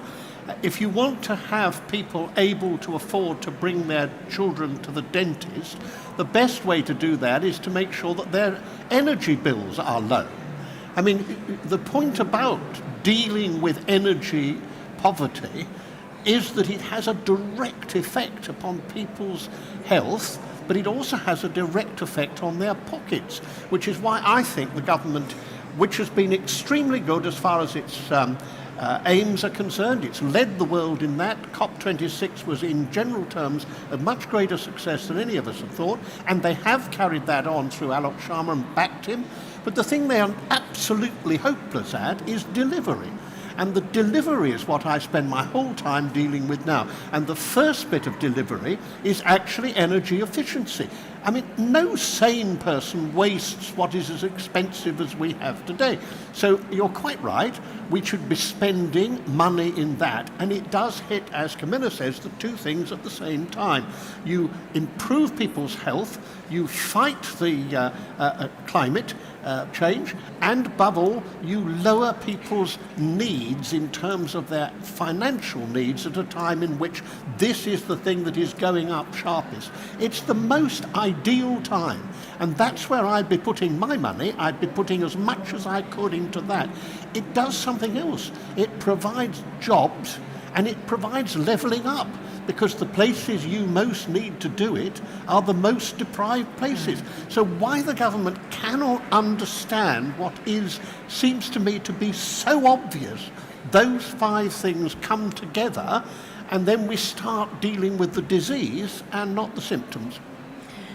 Do you worry that the government seems to be retreating, less interested than it was? I mean, up to COP26, and then after that, nice pictures, and then after that, a sort of retreating from an awful lot of the government side, as saying, I mean, I'm afraid it was David Cameron who said cut the green crap after having hugged the Huskies. How do you get the interest back into them? How do you persuade those backbenchers that it's, their own constituents' interest and their own interest too? Well, first of all, whether he said it or not, the drawing back at that point means that everybody's bills in Britain are £50 more than they would have been if he'd gone on doing with just those things. That's what happens. Similarly, if we were doing now what was the original aim of Boris, we would have another £100 off our bills. I mean, these things are very direct and very immediate. Renewable energy is the cheapest form of energy now, and that combined with energy efficiency can deliver that. I don't find what you say, actually, as a matter of fact. There are many areas where it's improving enormously. I think the new Minister of Education is doing amazingly well as far as education is concerned. I think the same is true that Javid has understood what this is about. I have high hopes of what will be said there. I think DEFRA is getting it entirely wrong. It's different bits of the government. All governments are siloed. They always find it difficult to work together, but this one is particularly difficult. And of course there are some people who don't appear to have caught the thing at all. I don't see very much from Nadine Dorries, for example, on this. But you see, it should be everybody. It should be every theatre and cinema. It should be every. We're helping to build the new Everton football stadium here in this great city, and it's going to be the most sustainable stadium in the world. That's the intention, and we're working very hard at it. But there's an example of what a sports club, what Everton Football Club can do. Everybody can do it, so it's every part of government. And the thing that I'm trying to get every part of government to ask this fundamental question, which is why the National Health Service's decisions today are so important, to have a proper programme. The Ministry of Defence, extremely good, really good programme, actually talking about sequestration on their land, a whole range of things. So there are very good ones, and we have to talk them up because people need encouragement, but the others we have to point the finger at them. And there is a great deal to be done in DEFRA, and there's a great deal more to be done in whatever it's called, DoCluck, or whatever that curious organisation is called, because levelling up is fighting climate change, and fighting climate change is levelling up. And the people who suffer most are the poorest and the youngest, and we are bloody lucky in Britain because we are going to suffer less than most of the world. So if we can't get it right, just think of the people who live nearer to the equator, who today can't live there because it's too hot. Thank you very much. Now, all of you NHS people, I suspect a lot of you have questions you want to ask, but some of you may also have stories you want to tell about what you've been doing and what you've seen happening, or ideas of what you think could be done better. So let's hear from you now. I think we have some roving mics. Can you wave a roving mic if you've got one? There's one there and there's one there. So Wave your hand in the air if you've got some good ideas, questions, or indeed objections from what you've been hearing. There's somebody there.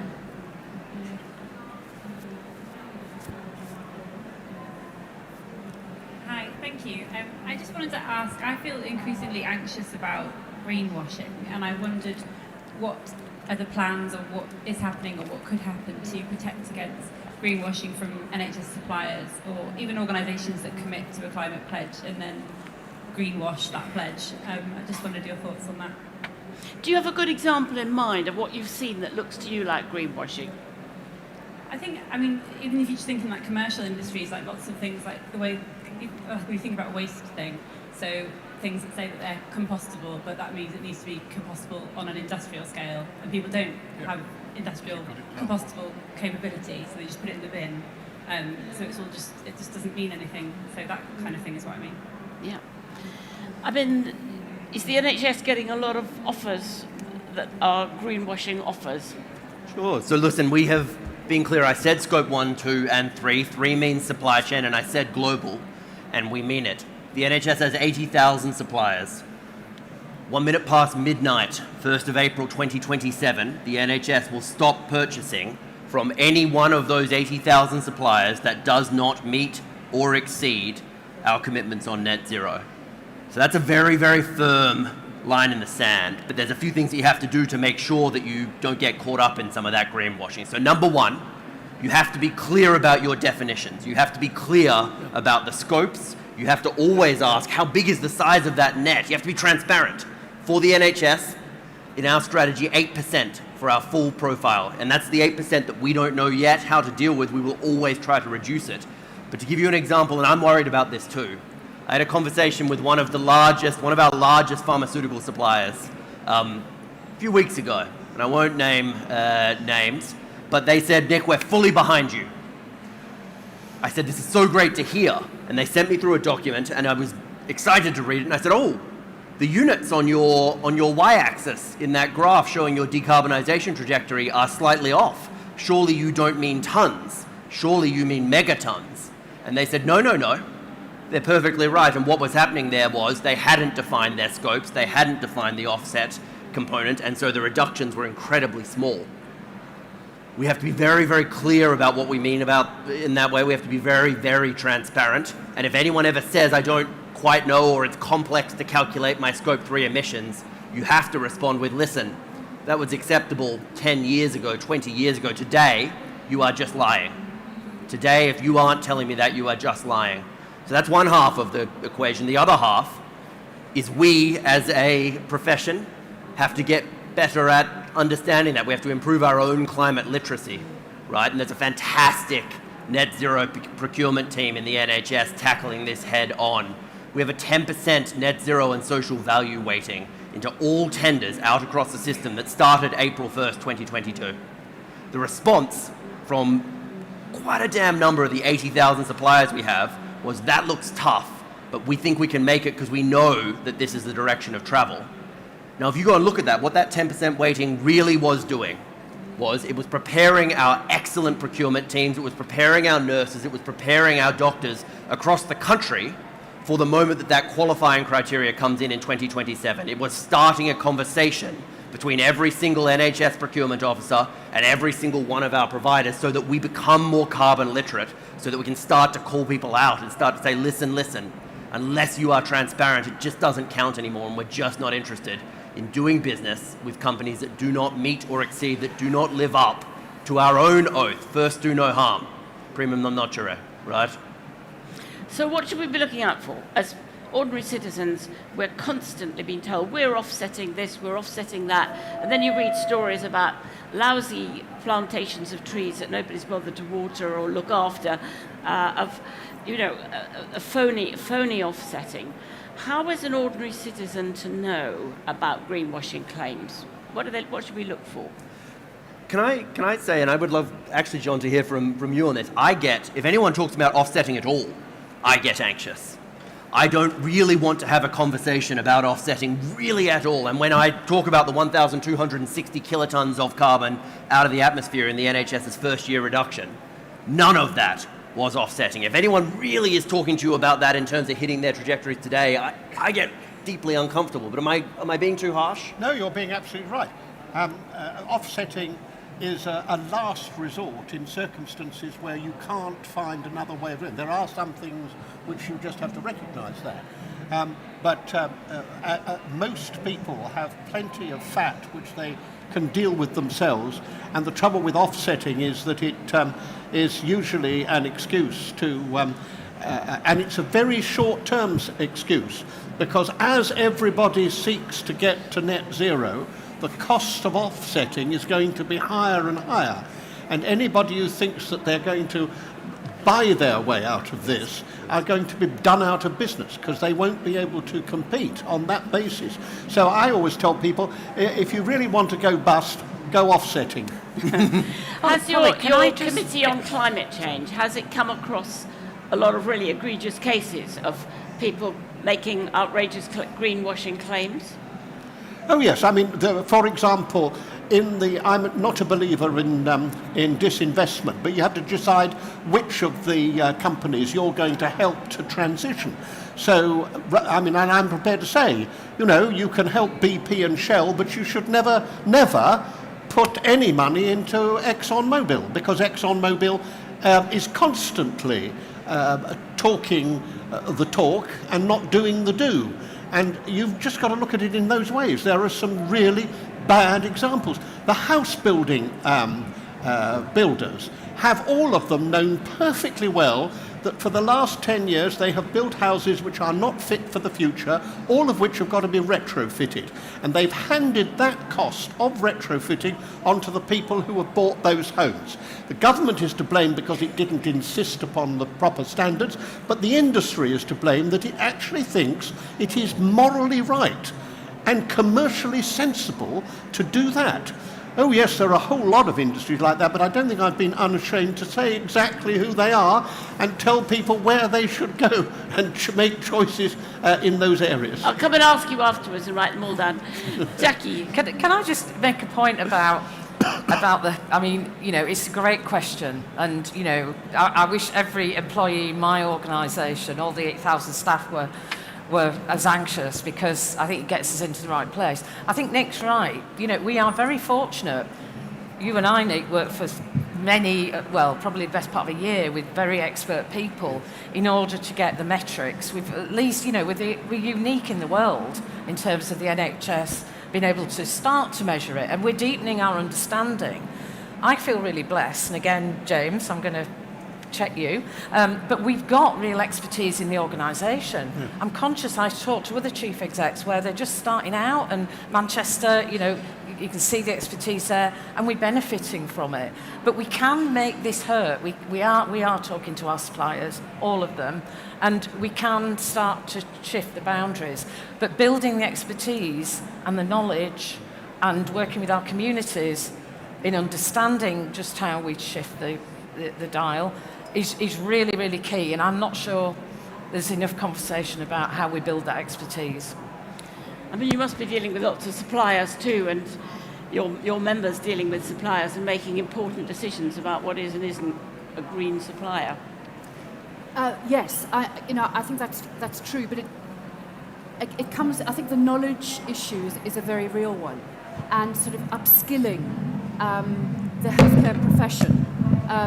To be able to more confidently navigate through this space is actually really important. So actually there's an awful lot of work going on at the moment, actually making sure that sustainability, for instance, gets into medical curricula. So actually we're explicitly teaching medical students and nursing students. I mean, I can speak from a medical perspective most confidently. And I know the GMC, for instance, are reviewing good medical practice, which is essentially the code by which doctors work in the UK, and really thinking about, what are the responsibilities of doctors professionally to develop a literacy and a knowledge to be able to behave professionally and responsibly with regards to sustainability. So I think there's a huge amount of work to do, but there is this increasing kind of groundswell to develop those resources. But could I say that I think that what you're doing in the National Health Service could provide a very important learning system for everyone else. I mean, why can't we have a situation in which more and more people say to their suppliers, when they are the same suppliers, we want the same standards as the National Health Service? In other words, can't we make the National Health Service standard a much wider one so that people say, I want the equivalent of that, and if you don't do that, I want to know why you can't provide me with what you provide for the National Health Service? Very good. Who wants that? Sure, bring it on. We would love that, right? There is strength in numbers in this fight, right? The NHS, say it again, we were the first healthcare system in the world to make a commitment like this. It was bold. 5 seconds later, half a breath later, 17 other countries, now a new federal ministry in Germany, now new teams in the French Ministry of Health and Social Affairs, in HHS over in the United States, God forbid, even in Australia. No! Even in Australia, in the state departments of health, setting up new sustainable development units. So partly it is about those strength in numbers, and then I want to return to this learning sort of process and this transformative, taking the big level macro things right down to the ground. I was reading through some of the green plans from today. Frimley Health. And there's just on the other side of that wall there's a fantastic photo exhibit that really brings to life what do NHS trusts mean when they say, I want to be a net zero organization. But Frimley Health has this fantastic example of competitions across each of its different clinical wards, saying, okay, listen, there is prize money, there's kudos, there's points in there. If you can demonstrate that your ward, your specialty, is able to deliver higher quality care whilst also reducing carbon, you wouldn't believe the passion that came out from the nurses, from the surgeons, God forbid, even from some of the Australian locum doctors there. And the response from the patients said, God, I love this. God, I appreciate it. The more we can get that kind of process going, the more we start to see that actually, and to go back to maybe your initial question, what we don't need so much of is a command and control response to this. What we need is 1.4 million healthcare professionals making 1.4 million high quality, yes, low carbon, yes, decisions every single day. That's how you get you. Fantastic. Now, is there anybody else? Someone here right in the front, second row?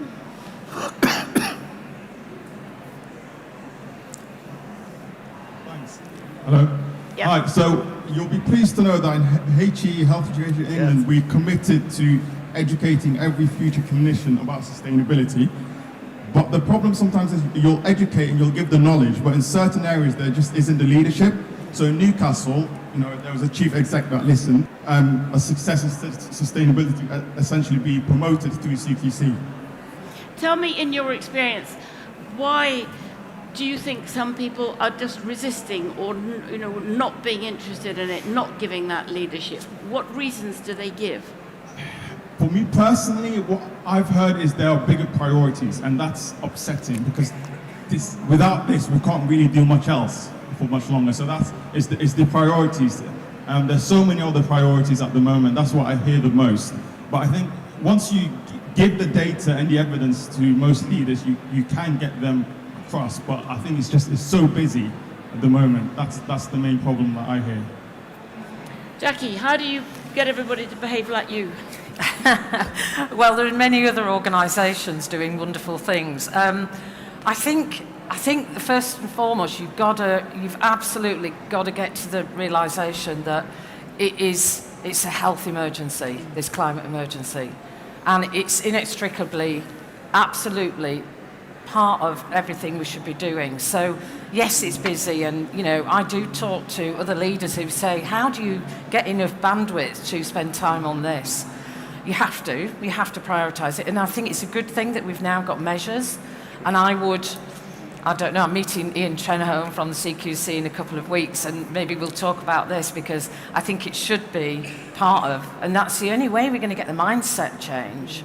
But the reality is, if I just create the climate for people like James and some of our clinicians to flourish and try and provide the leadership and the permission, and sometimes skew the spending, we've taken some difficult decisions to invest in things that will help our net zero plan, which actually do initially cost more.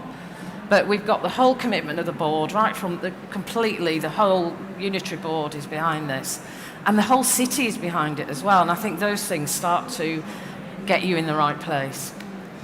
We've got time for just one more. There was somebody, I think, at the back. Yes, that hand at the back. Thanks very much. Paul Nash from AstraZeneca, and I hope it wasn't us you were talking about, and I'm pretty confident it wasn't, because we've taken 2/3 of our emissions out since 2015, and as you know, we'll get rid of the rest of them by 2025. I just wanted to comment very briefly on the greenwashing. I think it's something we should all be very worried about, but I think we do have some of the right tools in place with the Science-Based Targets Initiative, so I think there are some of the right things out there for it. The question I wanted to ask you was, it's fantastic what the NHS is doing in England. What role do you think the NHS can play in really driving further forward what you just said, Nick, about other countries starting to wake up? And how much is it your job to save the world, Nick? And how much do you need others, local leaders, who can engage with peers in other countries to tell the stories for you? Because it's no good just saving England in this, we need to save the world. Yep, we need to save the world. Can you do it? How long do we have? No individual, no health system can tackle this crisis alone, right? What we've seen from the NHS, though, time and time again, my accent, I'm Australian, hey? I learnt medicine down in Australia, and late on a night shift in a remote hospital in Australia, the place you go to when you're unsure of what to do, you go to NICE for guidance. You go to NHS guidance there, all the way down in remote Australia, somewhere just south, about 6-7 miles south of a town, 20,000 people big in Kalgoorlie. The NHS has led the world again and again and again. First healthcare system free at point of access. First combined heart and lung transplant. First COVID vaccine delivered successfully to a patient. Then the first booster again and again and again. The first universal immunization campaign. We were the first healthcare system to have a net zero commitment, but then the first haven't stopped. You talked about the birth up in Newcastle. We've been talking this morning about the first net zero operation in Birmingham. That rapid response vehicle, it's not quite the first, but damn it is innovative. The first zero emission ambulance, not the first, but also the second that the NHS has had. So in some ways that leading by example, I think, does start to inspire when you can demonstrate tangibly that this is good and you can run a high quality healthcare service whilst tackling climate change. We have already seen the rest of the world start to wake up. But I don't want to suggest that the NHS is the only healthcare system out there with solutions, because there are absolutely fantastic pieces of learning that we take and we steal shamelessly from the French, from the Swedish healthcare systems, from Canada, God forbid, even from New Zealand. Occasionally they have a good idea or two, and the NHS takes those ideas. That leadership from the whole way across the world is what I'm sure communicates to AstraZeneca that it is no longer just the NHS asking for this, but it is the entirety of the world's healthcare systems. It is all of the world's healthcare professionals, because this is the direction of travel, not just for England, not just for the United Kingdom, but for the entirety of the healthcare profession. And to go back to the previous question, I recognize that concern. I think the world is changing. I think the world where we didn't quite have the attention of the best clinicians, the best pediatricians in the country. I was down just yesterday with the Royal College of Obstetricians, their opening keynote address from their president on climate change. One day before that, with the Royal College of Physicians, the same thing, the president there. Every single hospital in the country, yes, has a net zero strategy. It also has a board level lead tackling this now. I think the moment where we didn't have the leadership, where we weren't in the core levers of the NHS, the planning guidance, the provider license, the standard contract, even the Health and Care Act of 2022, when it comes into force on the 1st of July, will be the first piece of legislation in the world to directly tackle and address and say, hey, a healthcare system has a responsibility to tackle climate change. I think that world is changing, and we're about to see a whole bunch of countries spring up. There's going to be some collaboration, yes, but there's going to be some damn fun competition as we race towards net zero. Well, we've come to the end of our time, and I think there's no better ending than that passionate explanation of what it's all about. And, as Jackie said, a climate emergency is a health emergency. And I'm very glad to see so many of you here engaged with this. And it's good to have something so optimistic to say about the NHS when it's struggling in some ways, and yet that sort of fount of energy and innovation is just really inspiring. Thank you all very much indeed. A lot of fun. That was great. Thanks.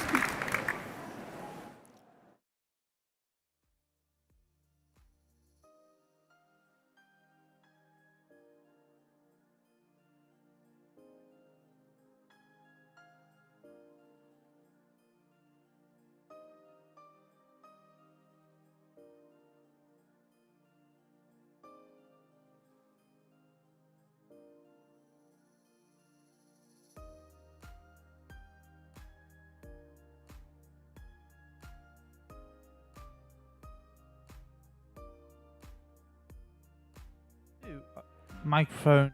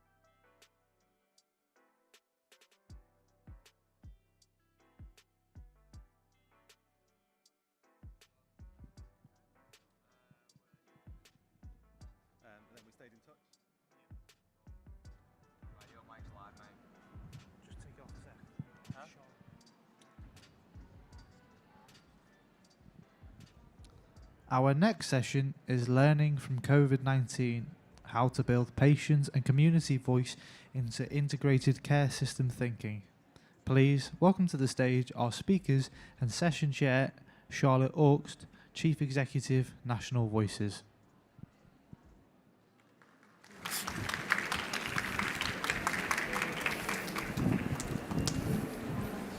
Am I just next to you? Yes, do.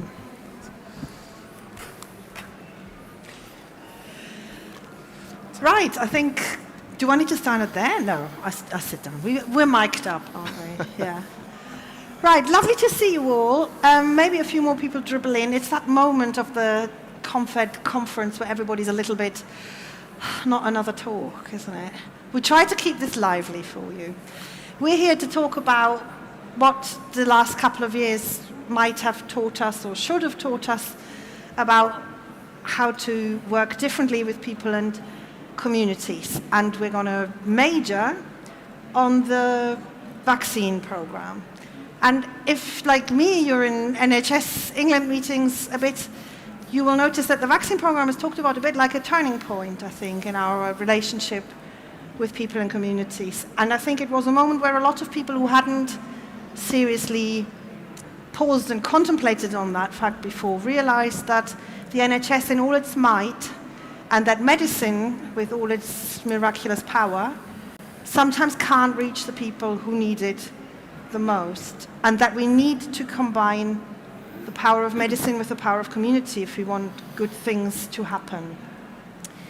But I don't think we want to be complacent. I think we want to acknowledge that real learning took place and innovation took place.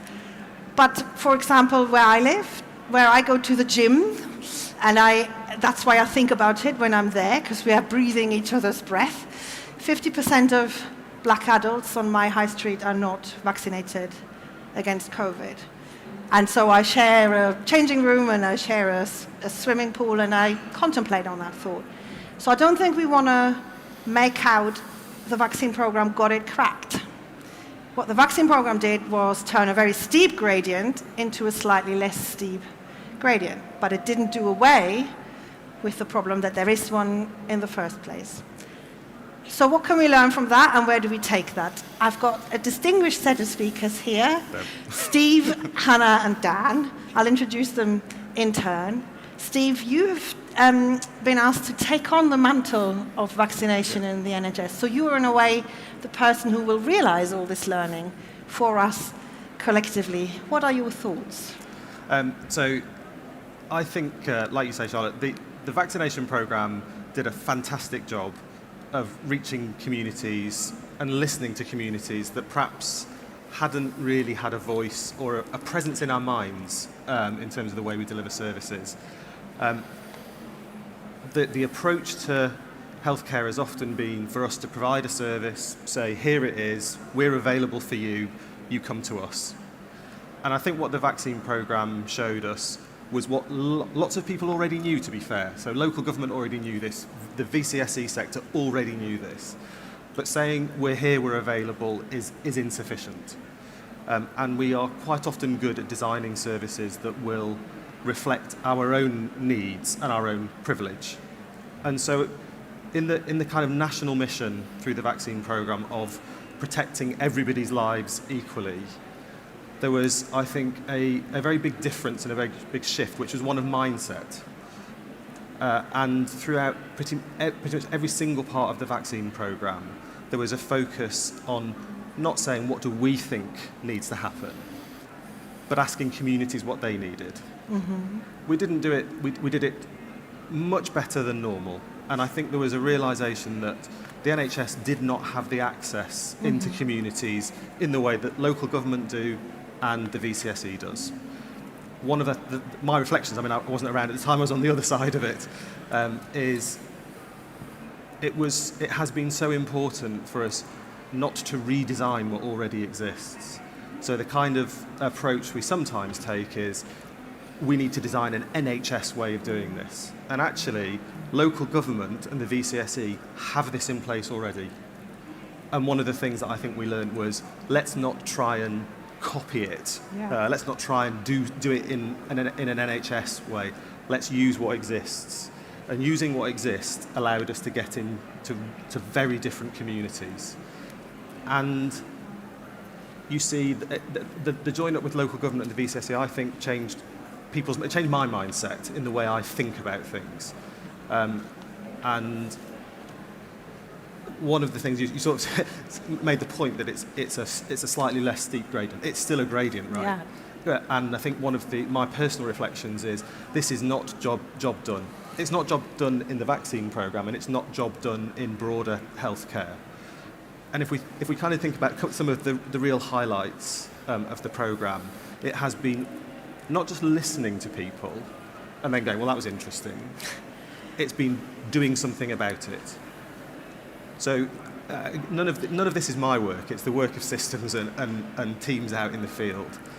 In the Northwest, they asked the community where they wanted a vaccination service. They didn't say, oh, we've got a hospital or a clinic or a community setting down here, let's put it in there. They said, where would you like it? And they said the cathedral. That's where the vaccination service was provided. There was a group of boaters who said, we'd like a service delivered in this way. That's not a community the NHS normally talks to. Yeah. So it was not just us using the channels that existed into communities, it was being prepared to listen to what people said through those channels, and then importantly and crucially doing something about it. And I think we have seen your point on healthcare. If we think about vaccination as a healthcare intervention, I mean, vaccines prevent serious illness and death. They are the second most important public health intervention, only to clean water. And if we think about where we've seen those services delivered, they don't look like any of the places we normally deliver healthcare. And that's what I hope we hang on to. But through COVID, we had a very singular focus. We had a lot of resource, and it was top of everybody's mindset. It's a really crowded space now. Yeah. And COVID is not everybody's top priority. Cost of living, other workforce challenges, mental health, they are all the things that people are thinking about and worrying about. And so I think job number one in that gradient piece is keeping it front and centre in our thinking, never continuing to be really restless about this, and not thinking about how many vaccines have we delivered, although that's important. It's whose arms have they gone into?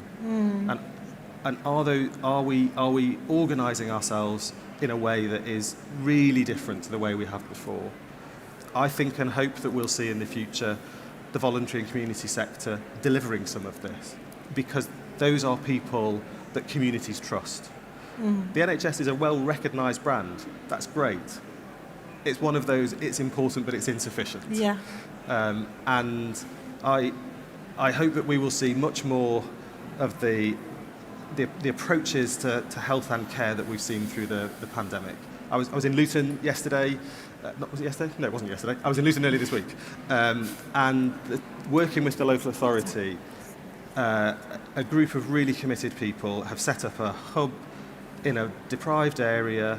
It's next to Lidl. It's been designed in a way that recognises where people will go.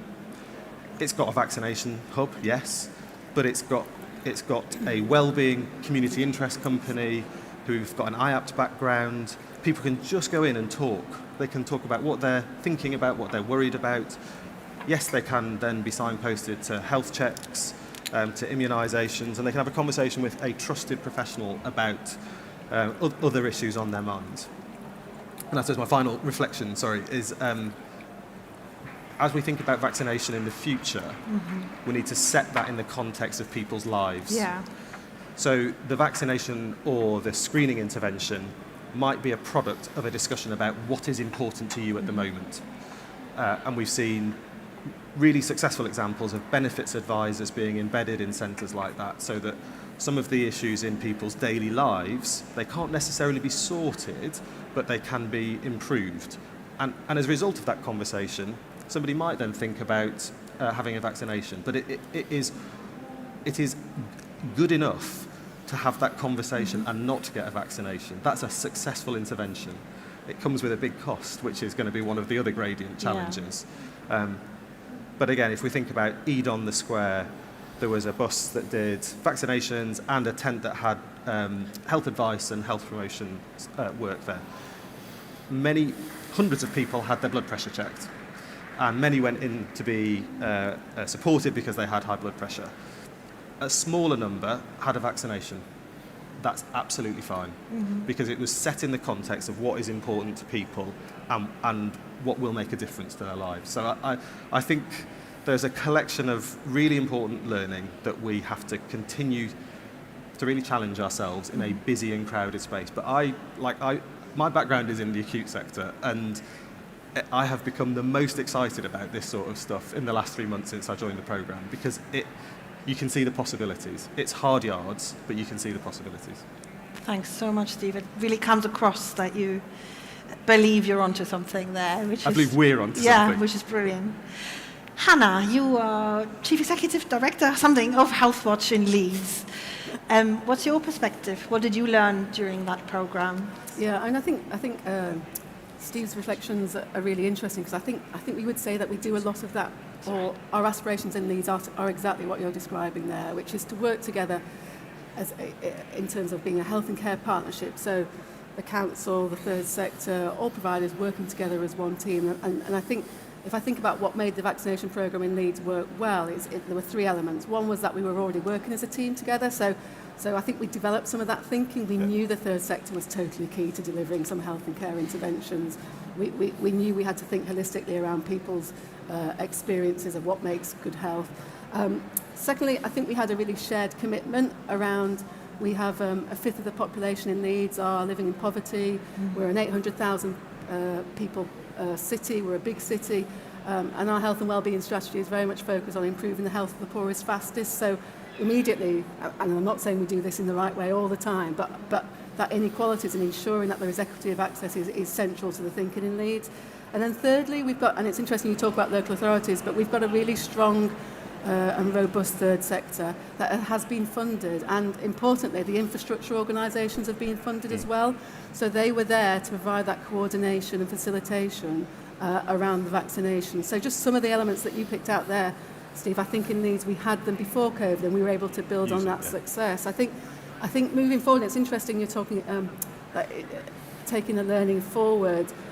You know, it's an opportune time to take this approach into the reset of services, and I'm not sure we're doing that. I think we're reverting back to thinking about reset of services from an NHS perspective, rather than how do we do that with the people and communities, particularly because we know that the inequalities have grown during COVID. So it would be great, and I'm not sure where that thinking's happening, where we take the learning from the vaccination and the approach into the reset of services.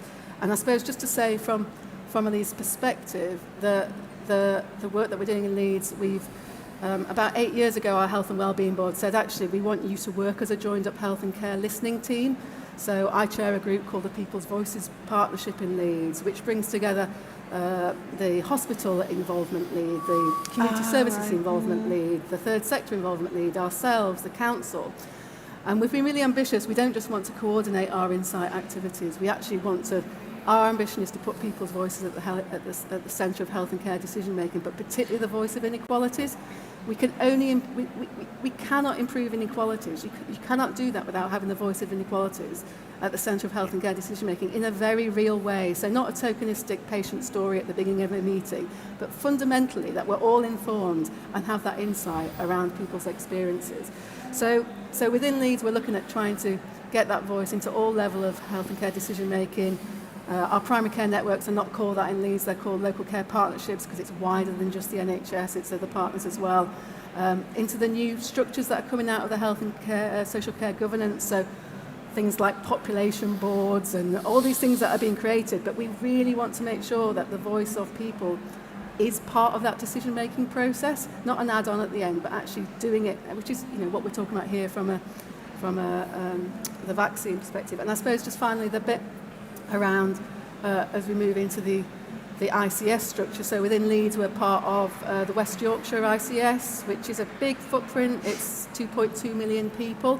But again, our ICS has been very supportive of our ambitions around that, around ensuring that again the people of West Yorkshire are driving forward the agenda. And I think that's where we see it. It's not about you cannot make effective decisions without having the voice of people and communities as part of that. And we see insight as important as data. You cannot make the decisions with data without insight. So I suppose they're my initial reflections about it. Super, thank you, Hannah. And always good to hear someone do a pitch for infrastructure, VCSE infrastructure. Thank you for doing that. Always music to my ears.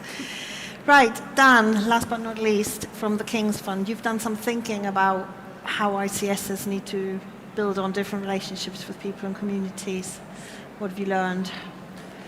Yeah, just to maybe just touch on a couple of points that Steve and Hannah made. I think in terms of the vaccination program, I think one of the really interesting things was exactly the work that was done. And not to be too cynical, but it was because we needed it to be done, because we wanted people to do the thing we needed them to do. So I think it's how do you then move it from the nice to have, which it can be, Steve talked about better than normal. Sometimes this area feels like a nice to have, rather than central to organisations. Your point around why is it secondary data? Why aren't you placing it on an equal footing with some of that other work? And I think one of the really interesting things, Steve, was that sometimes it was insight from WhatsApp groups, wasn't it, that was informing some. Sometimes it was that much more informal data, the qualitative data that we were bringing in, the insight moment of actually if we did the vaccination program there, that's going to have a huge difference. So I think there's both a hierarchy in terms of this area and even a hierarchy in terms of the type of data that we listen to. I think it can feel, we've done work with systems like Wigan, which is as good as I've seen in terms of this area. And they placed it front and centre of everything they did. And it was everyone's business. When you worked in Wigan, when you joined Wigan, everyone had to go and have a conversation with 10 people in their local communities. And it's Hannah's point. If you're working with any other industry, how you would not bring user insight into how you design services is almost beyond me. King's Fund is doing some work on disabled voices at the moment. And we spoke to someone the other day where an entire service had been set up without any involvement of disabled people and then had to be redesigned almost immediately. So it's not just a nice to have, it's actually, if you're going to design something which is effective, it's got to be front and centre. And I think too often patient and public engagement, it'd be good to hear from people in the audience, feels like an appendix. It feels like an appendix rather than the heart of an organisation. We've been working with Grenfell, and Grenfell talk about it as a buffer between them and the system. People who are sent out to engage with them aren't the people they want to be talking to.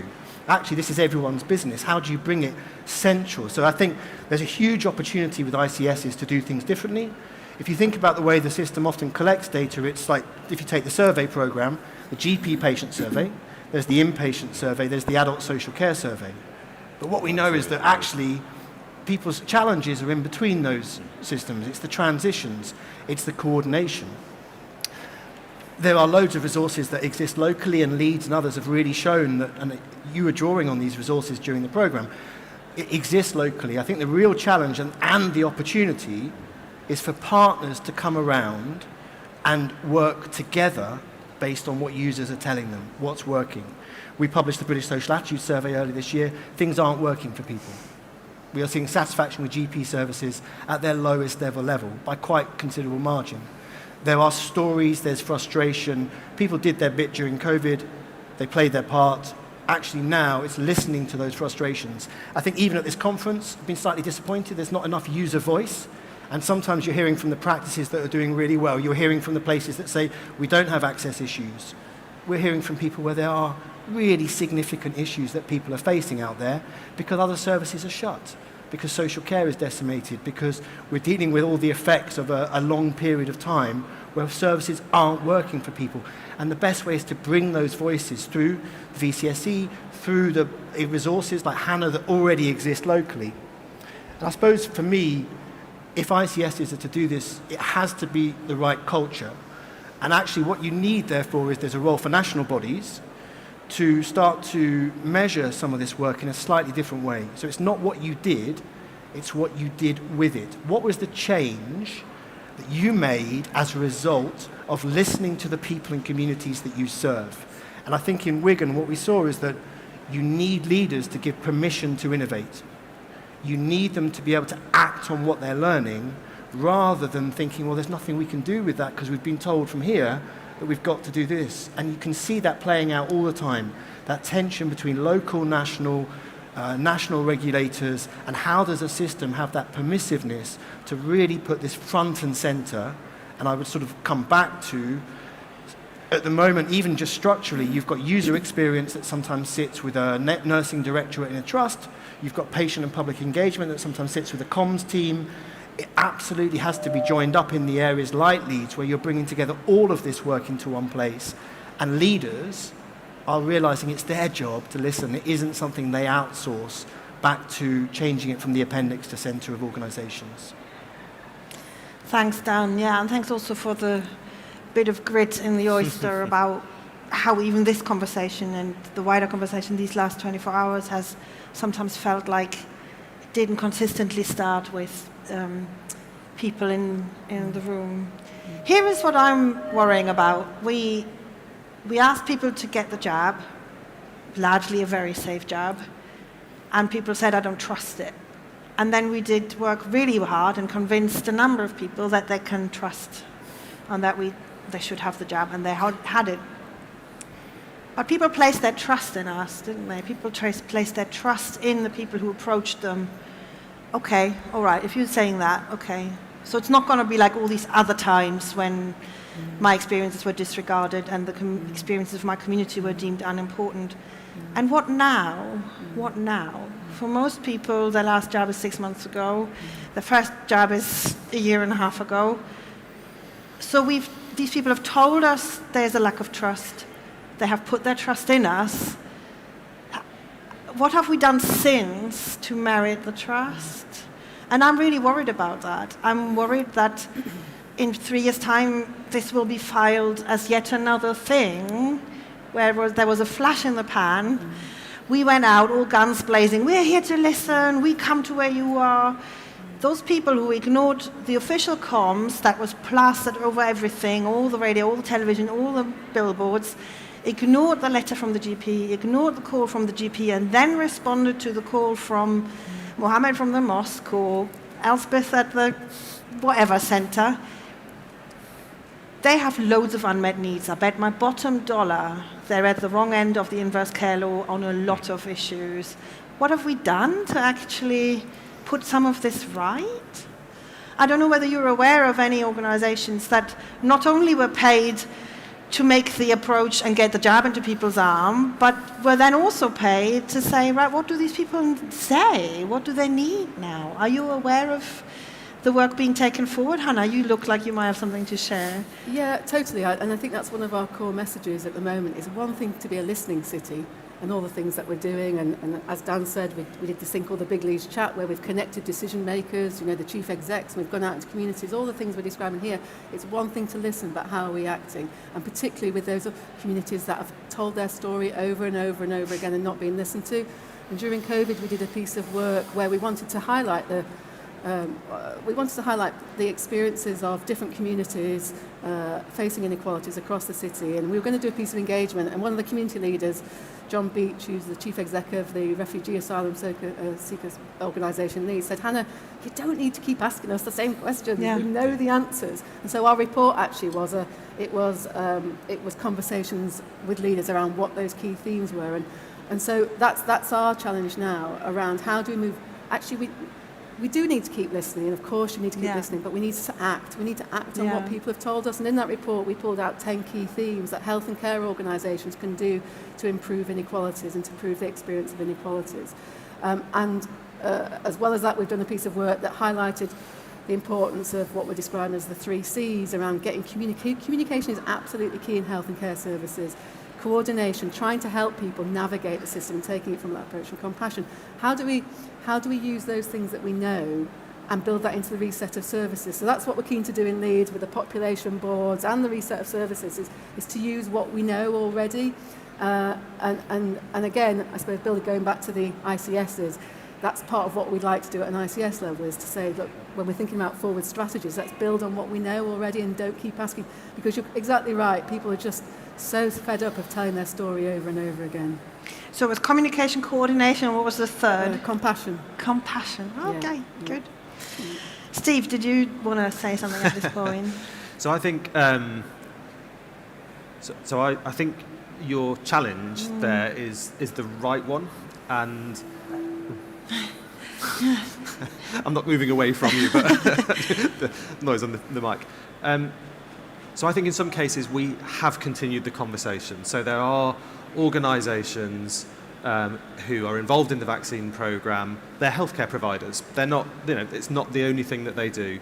And they have heard some of the feedback about what is important to us and have started to try and continue to work on meeting some of those needs.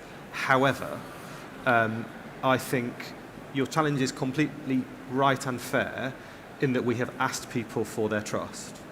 And I think it's your last point is the most important one in many respects, or the last word, which is compassion. So often as leaders, we can feel, I'm not saying this is right, but people can feel scared of engaging with people that we are here to serve. It's your point about sometimes it's outsourced. Actually, compassionate leadership is about it being a part of our job. It's a part of everybody's job. And although I would accept it's imperfect, I would also say it's better. Because all of the people who have worked so hard in the vaccine programme many of them are the people who are part of integrated care partnerships, integrated care boards, and they care about this. And one of the things that we're trying to work hard on is saying, so what have we heard, what have we been told, and what can we do about that, not just in COVID, but across, for me at the moment, I'll do my shameless plug, across all immunisation and screening. Yeah. And if I give you an example, it's a very small example, but I think it's quite powerful. So there's again, through the COVID programme, people were very keen to try and personalise the way in which we delivered the vaccine. There was a particular young man who was autistic and had lots of support and had never been vaccinated against anything. And one of the nurses that was known to him spent time listening to him and understanding where he felt the safest. And he felt the safest in a hot tub in his garden. And they organised to vaccinate him in the hot tub. That takes effort, it takes compassion, it takes sometimes asking for forgiveness rather than asking for permission. But that young man has now gone on to have his other childhood vaccinations that he didn't have. So people often say, start small. Think big, but start small. So it's back to your gradient point. The gradient is still there, but I do feel quite optimistic that some of the dark days of the pandemic have started to shift mindset and approach. And when we talk to ICB colleagues and the leaders that are being appointed, to your point, Dan, on this has to continue and expand. That's about getting the right leadership and the right mindset into ICBs and ICPs. And I think, I'll use West Yorkshire. I think if you looked at West Yorkshire, that's a really good example of a place that is very much thinking about not just listening but acting, and acting across all health and care settings. So just before I left, we were trying to continue some of the implementation, I suppose, of what we'd learned through COVID in elective care and elective recovery. It wasn't perfect, I would completely accept that, but it was a conversation that we'd never had about planned care before. So I think there is work to do, but there is lots going on already. Yeah. In the COVID programme, we still have dialogue and discussions with communities where there is low uptake, and those conversations are not really just about the vaccine anymore. They are about broader learning. On the elective recovery, Dan, and I'm aware that you might want to comment, I think it's going to be quite interesting to see how that plays out, because I think politically there's going to be pressure to just go for the numbers. And if we just go for the numbers, we're going to be dealing with the low-hanging fruit, because it's where you're going to get the numbers from. And I do think it will take quite authentic and robust leadership from the NHS to stay true to its mission, to flatten the gradient and to say, yes, we could do 3 people this morning, but we need to do this person, and if it's in the hot tub, it'll take longer, and to sort of really stay true to the fact that elective recovery has to be inclusive and has to work with people at the wrong end of the inverse care law. Dan, what's going through your mind as you're listening to us? And then I'll ask all of you what's going through your minds. I think how you deal with elective recovery is almost the way we frame it is a really interesting way. Yeah. Because, of course, if you look at the politics and you look at the polling data, some of which we do, you just go for that sort of like very populist, GP access, waiting times, polling, election in 2 years' time, government thinking those are the things we fix. But actually, if you look at elective recovery through a different lens, which is not just the thing that the person is waiting for, is how you work with someone in that period, is a very different way of working. I think my concern on this is that, listening to a great session yesterday on inclusion and how you managing elective backlog through that, is that I didn't hear in either of those sessions how they were actually working with people in communities. There were decisions being made about how that's tackled, quite reasonable decisions you could look at, but they weren't taking into account people in communities. And so I asked the question, okay, well, how are you going to do that work that is an acceptable way of dealing this, what will raise some really difficult questions, also means that someone on an elective waiting list, that isn't just their only life. And there's lots of other things you could be working with them on. So again, I always hark back to the work we did in Wigan because it was just so exceptional. And they were working with someone who, I'll tell a story about this, which was that they were working with someone who had COPD, type 2 diabetes, and then they went to speak to this woman in her house and realized that there was a pile of unopened envelopes around benefits and other things that were happening in that person's life. So you could do what you liked on the COPD and the type 2 diabetes, but you were really managing debt shares. Actually, what you needed to do was start working with that person in a very different way. So if you are then starting, and they sort of moved away from, we can talk about the language, co-production, involvement, participation. The language doesn't help sometimes. The language is around how are you working with someone, starting with where they are, and it is difficult because sometimes in a time-pressurized environment, people don't think they've got the time. So you need that leadership to provide the cover, and you'll need the leadership to provide the cover against the political imperative, which is, you know what, in terms of what voters are telling us, this is what we're tackling. So I'm not pretending that's easy for a second, but it requires that different way of working and constancy of purpose. That's the other thing, which is, at the moment, the system is getting, guidance coming down to them like confetti, and we're reading it, and sometimes you're thinking, what are the 5 key messages which you repeat every single time about how we're working across that guidance and that real clarity of purpose? Yeah. And forgive me if I plug one argument I think I need to say somewhere on a platform with Confed. This will require working with the VCSE, with the voluntary community sector in a different way. Because when you just give us £5 to get the jab into someone's arm, you are not working to our strength. But if you pay us, if you fund us for 3 years, because you need us in 3 years' time, we can do that thing. We can say, what about those benefit letters? Shall we have a look at them? Shall we go for a walk, take a deep breath, and then tackle one of them? That's how the VCSE can work. They can put their arm around someone and stay in their lives, and we need to find a way of commissioning the VCSE to work from their strength in that way. Right, that was my predictable pitch. Are we having microphones, or people just yell in the audience? You look like a person who might be able to yell. I don't think we can hear you, no. Someone is with a microphone. It's just quite a noise-muffling environment, I think. And then you? Wonderful. Is that better? Yeah. My name's Martin. I'm a patient representative in central Manchester. I've been very involved in the vaccination programme. Okay.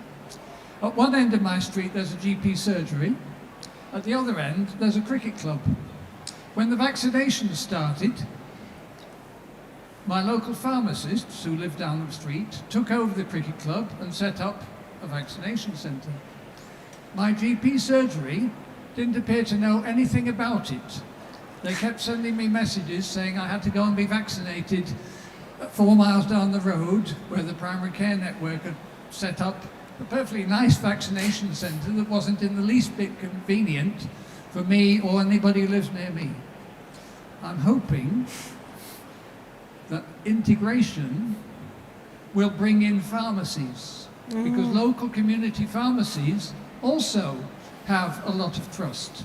It was amazing to me when they brought along some Eastern Orthodox clergy in full vestments, vaccinated them on video, so that the Eastern Orthodox community that I didn't even know existed could all see it. This was the right thing to do.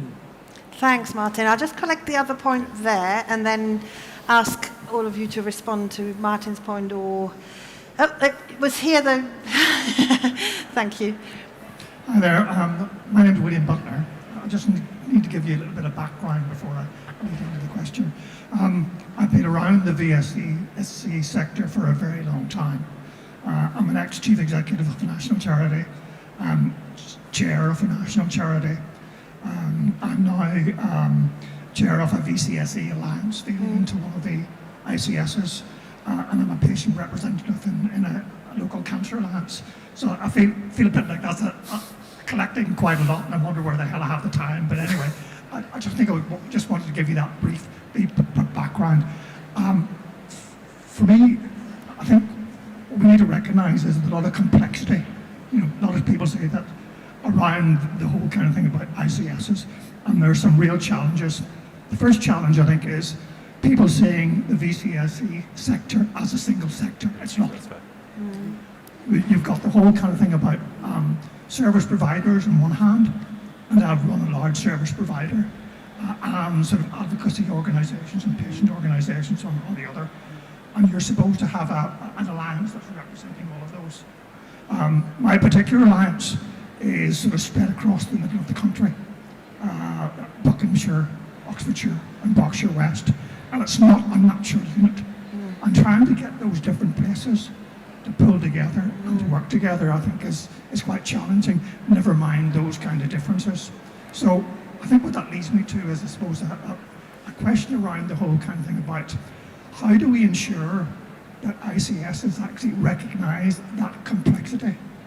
How do they support alliances to actually engage across the piece? And how do they do that within the context of a situation where there's huge power differences and where many NHS colleagues actually don't recognise and understand what that means? And I mean, for instance, I'm lucky that the chair of the Bob ICS is an ex-national charity CEO, so he knows where he's coming from, but there's no guarantee that other people further down the food chain will actually understand that. So thanks, William. Thanks. Right, so we heard something, I think place came up in a way in both the conversations, and the centrality of it to how communities actually live their lives and how the NHS can be rather blindsided by that. But, pharmacy and the complexity of the sector and the creation of the alliances, you pick something you want to respond to, and then I think we wrap it up.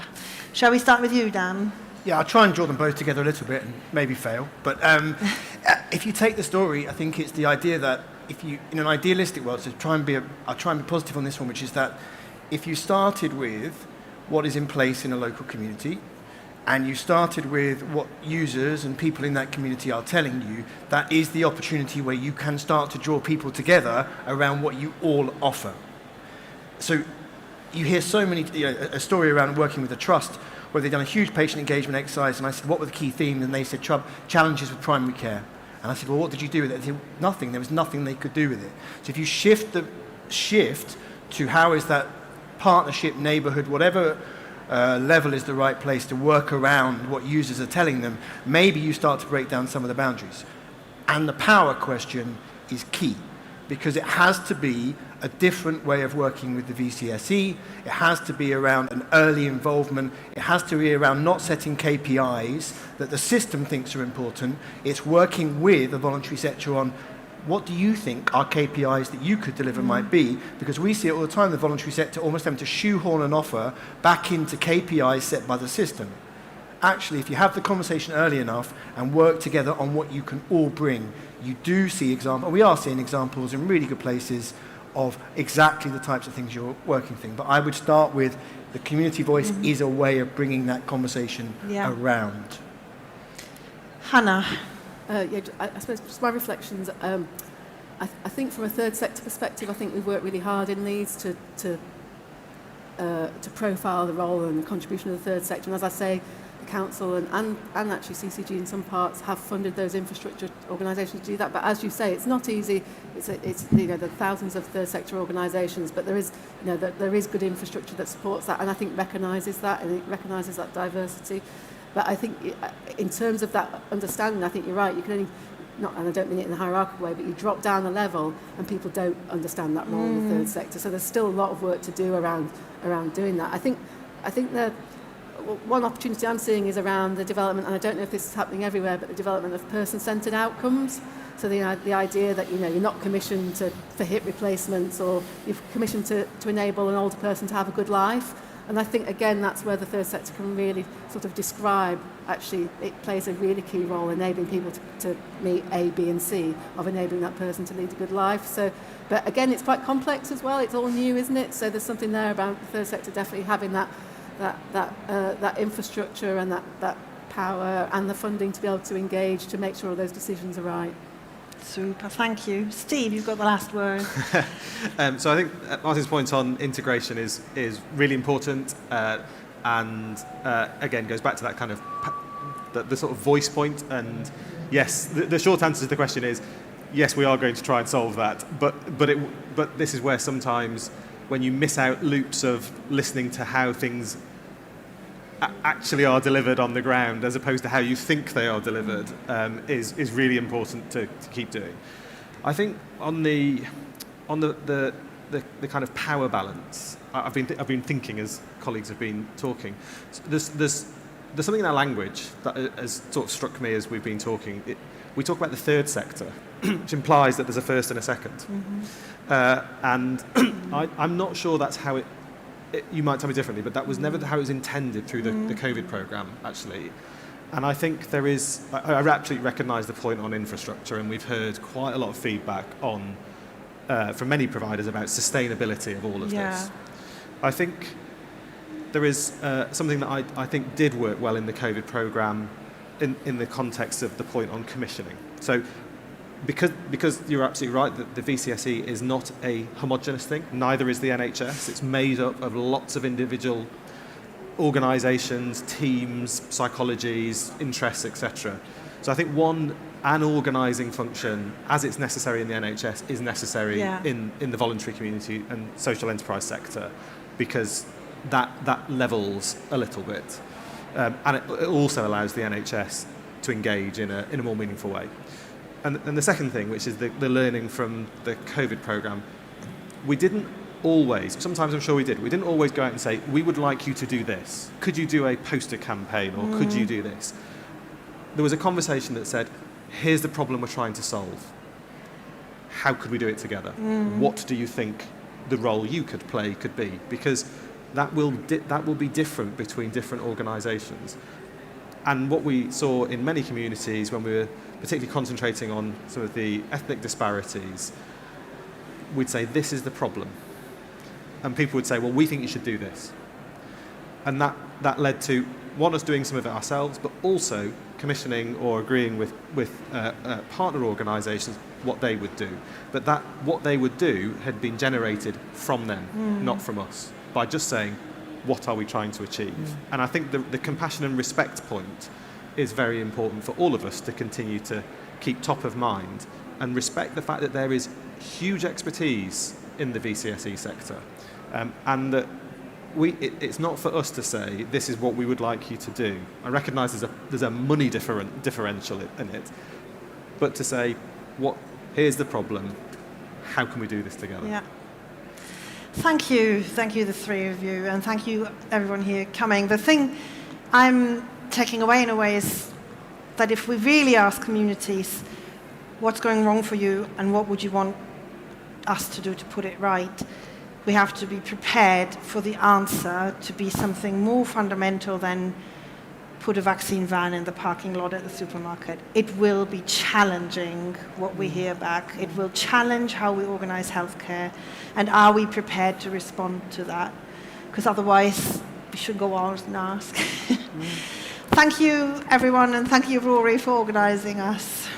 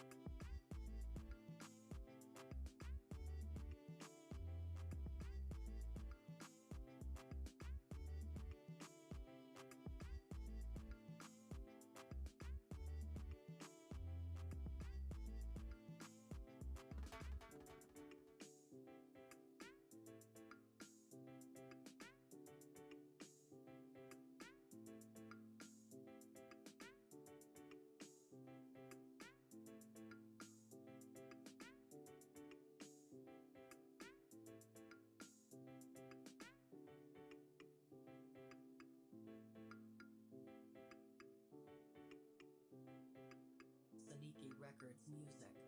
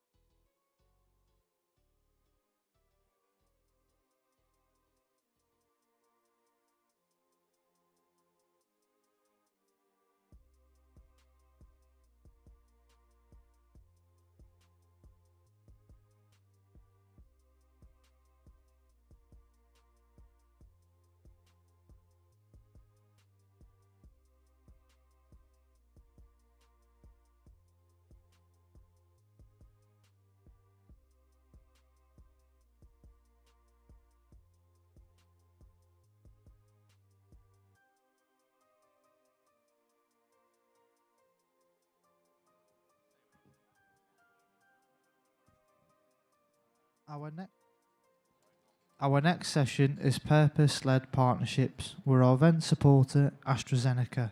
Please welcome to the stage our speakers and session chair, Paul Nash, Director of Policy, AstraZeneca.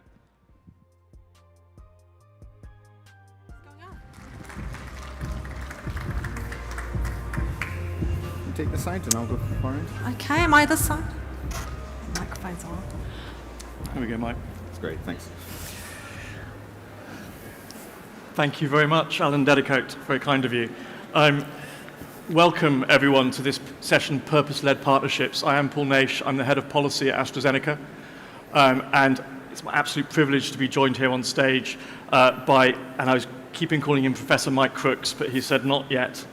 So Mike Crooks, consultant, a respiratory physician from Hull, and Linda Tarm, who is the clinical co-chair and clinical project manager for CKD prevention at the London Kidney Network. Absolute privilege to be joined by them today, but an even greater privilege to have been working with them both on some of the partnerships that we're going to talk about over the next half hour. Before we get to that, I just wanted to sort of anchor in why we are here, we being AstraZeneca. We've had an interesting period over the last couple of years.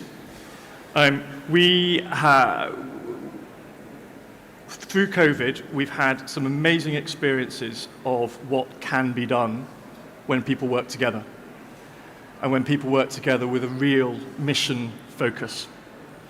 And that is something that we've decided to really get our whole organization behind on turbocharging our partnership approach in a really purpose-led way. And doing that in the UK is a real honour and a privilege because, as many of you will know, this is our home country. And sometimes I describe us as a big organisation, but we're here with NHS people, so we're a small organisation in comparison. But we're 8,500 people in the UK supporting 38,000 further jobs. And we actually represent 1% of exports in the UK, 24% of medicines exports. The UK is our home for our science, it's our home for a lot of our manufacturing, but it's also where we have the privilege of working with our great NHS. So what we learned through COVID, I'm not going to spend the whole time telling you the stories of what went well and what didn't, but we had some amazing experiences working with many people across the NHS. Work on vaccines, and there'll be lots of people in this building, in this centre, attending this conference who played a pivotal role in getting clinical trials done at such amazing speed. We were privileged to be involved in many clinical trials for treatments, but also played a very proactive role in our humanitarian efforts, donating PPE around the world, as well as ensuring that lower income countries had better access than they may otherwise have had to vaccinations. And through the period, we were also very privileged to work with NHS leaders to try and keep other care going. And now we really want to play a central role with you in helping it get back to the best it can possibly be. So with some exhaustion, probably not as much as some of the folks in this room, but great excitement, we want to try and bring some of the learnings we've gained from the last couple of years to the long-term condition space. And you don't need me to tell you what the long-term condition burden's like in the UK. It is 70% of annual NHS expenditure and 70% of bed days. And when we as AstraZeneca look at that long-term condition burden, we see that 5 long-term conditions represent half of that burden. And they happen to be 5 conditions where we have a direct involvement through our research and our health system support. So we want to bring to these spaces what we've experienced in terms of what can be done when we are truly all aligned behind what we want to get done. We're passionate about bringing these experiences to the long-term condition agenda and really supercharging our partnership working. And we want to address that long-term condition need, particularly in the way where we know that the NHS, with or without partners, delivers the best care in the world. I think everyone in the great NHS can be proud that the NHS delivers the best healthcare in the world, just not everywhere. And sadly, the inverse care law applies, and we know that the more you need it, potentially the less you're going to get the support that you need. And so we really want to bring that sort of mission zeal and the and I've been stressed that I need to say the word get stuff done idea, and not the other word that I would normally use even in polite company. We want to apply that to addressing the long-term condition burden, particularly in areas of the highest unmet need. So when I say we, I'm now pivoting from talking about we AstraZeneca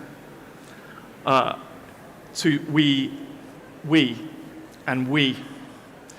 And there have been a few sessions over the last day or a day and a half, 2 days about partnership working, and I'm really pleased to see it because I think we have in the UK, we have in many countries, a workforce crisis in our health systems. And we need to find smart ways to address that. And one of the ways we might address it is by addressing the workload when we can't always address the workforce. So we think we can find smart ways of working. And we think part of that is to turn our legacy of partnerships. Nothing happens at AstraZeneca without partnership, from a preclinical idea through to a project on the ground. Nothing happens without partnership. We want to turn our legacy of partnerships into a true shared culture of partnership.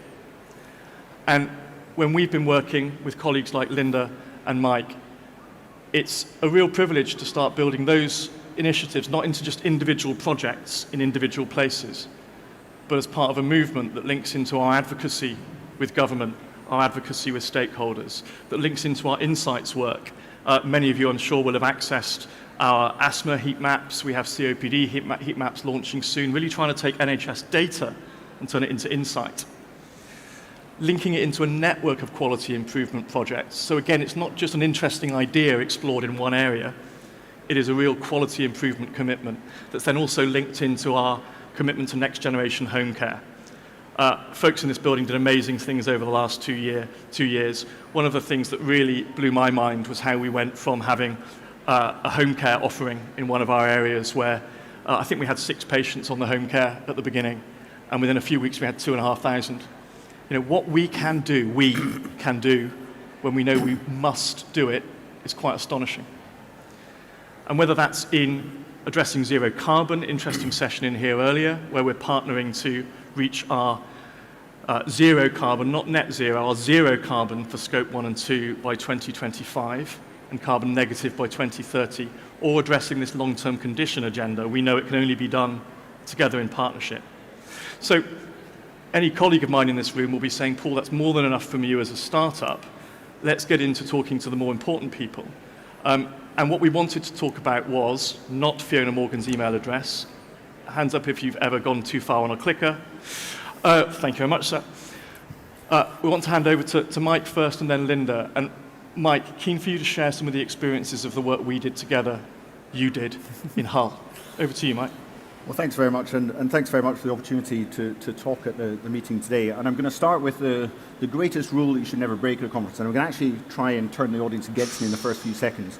So I'm going to do the controversial thing at this point in the afternoon and ask everybody, including us, to stand up, if we can all stand up. And I'm going to ask you to stay standing up if you either have or know somebody who has asthma. So if you neither have or know nobody that has asthma, you can sit down. Otherwise, you can stay standing up. So if you just look around, that is exactly the reason that asthma is a condition that we need to take seriously and we need to tackle. Okay? We can sit down.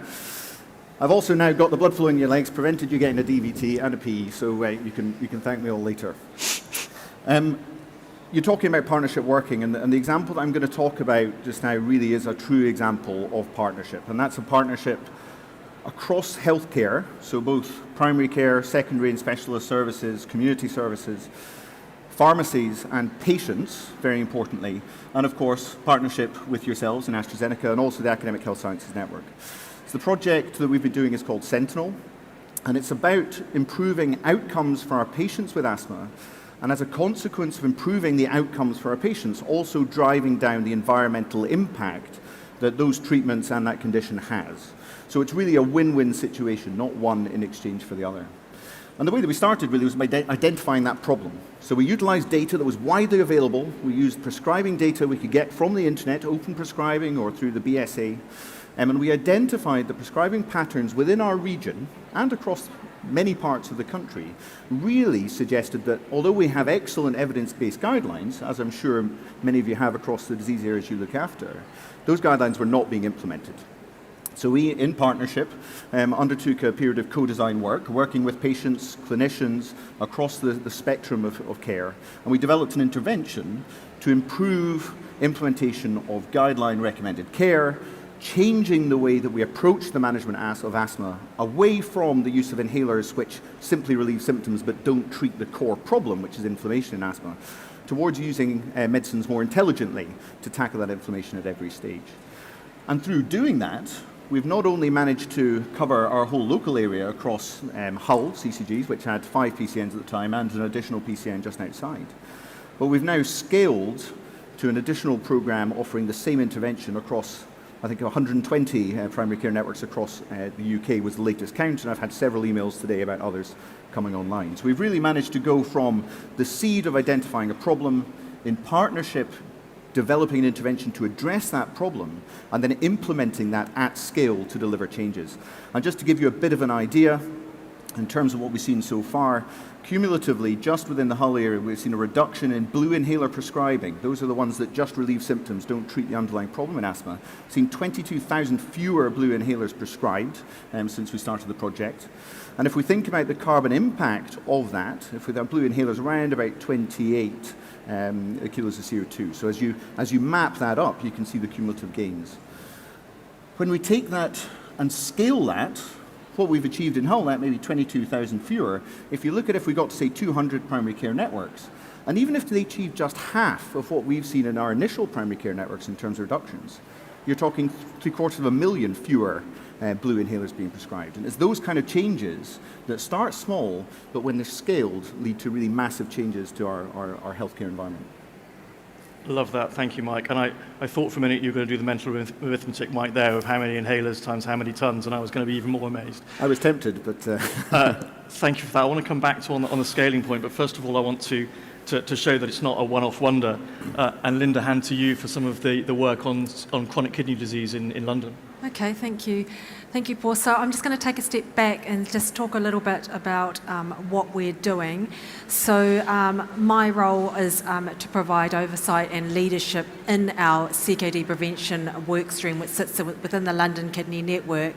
And what we've identified as a priority is to support primary care to identify and manage CKD early. So we've always had a real focus on treating end-stage renal failure, which is obviously really important. But now let's shift that focus to preventing or delaying the progression of worsening kidney function.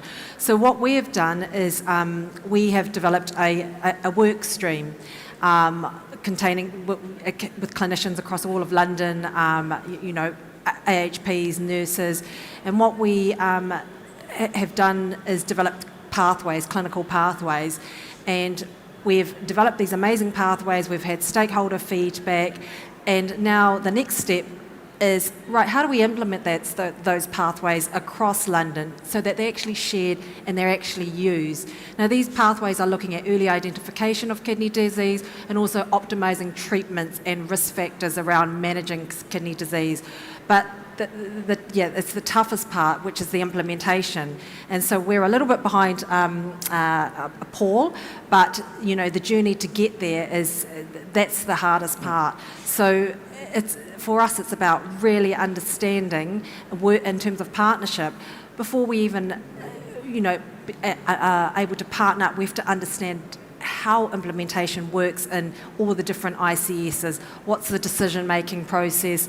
Who's responsible for the decision-making process? So we have started collaborating with GP primary care leads, with the pharmacy groups, with the CKD nurses, and that hasn't been easy. But perhaps we can talk a little bit later about the barriers behind that and how to get there. And how to get your own house in order before you even think about partnerships. That's brilliant. Thank you, Linda. And I want to pick up on exactly that point before we even get to scaling. But before I go to anything else, can I just check, do we have any roving mics in the room? We do have roving mics. So I'm going to just ask each of our experts just a couple of questions and then throw those open to the room for any comments, but also obviously let the room ask any questions as well. And the questions that I'm really keen to explore is one that I may have trailed 3,000 or 4,000 times already in the last 5 minutes, is how we can scale what works. But I'm also interested in that cliche that just happens to still be true, that in every journey, the first step is the hardest.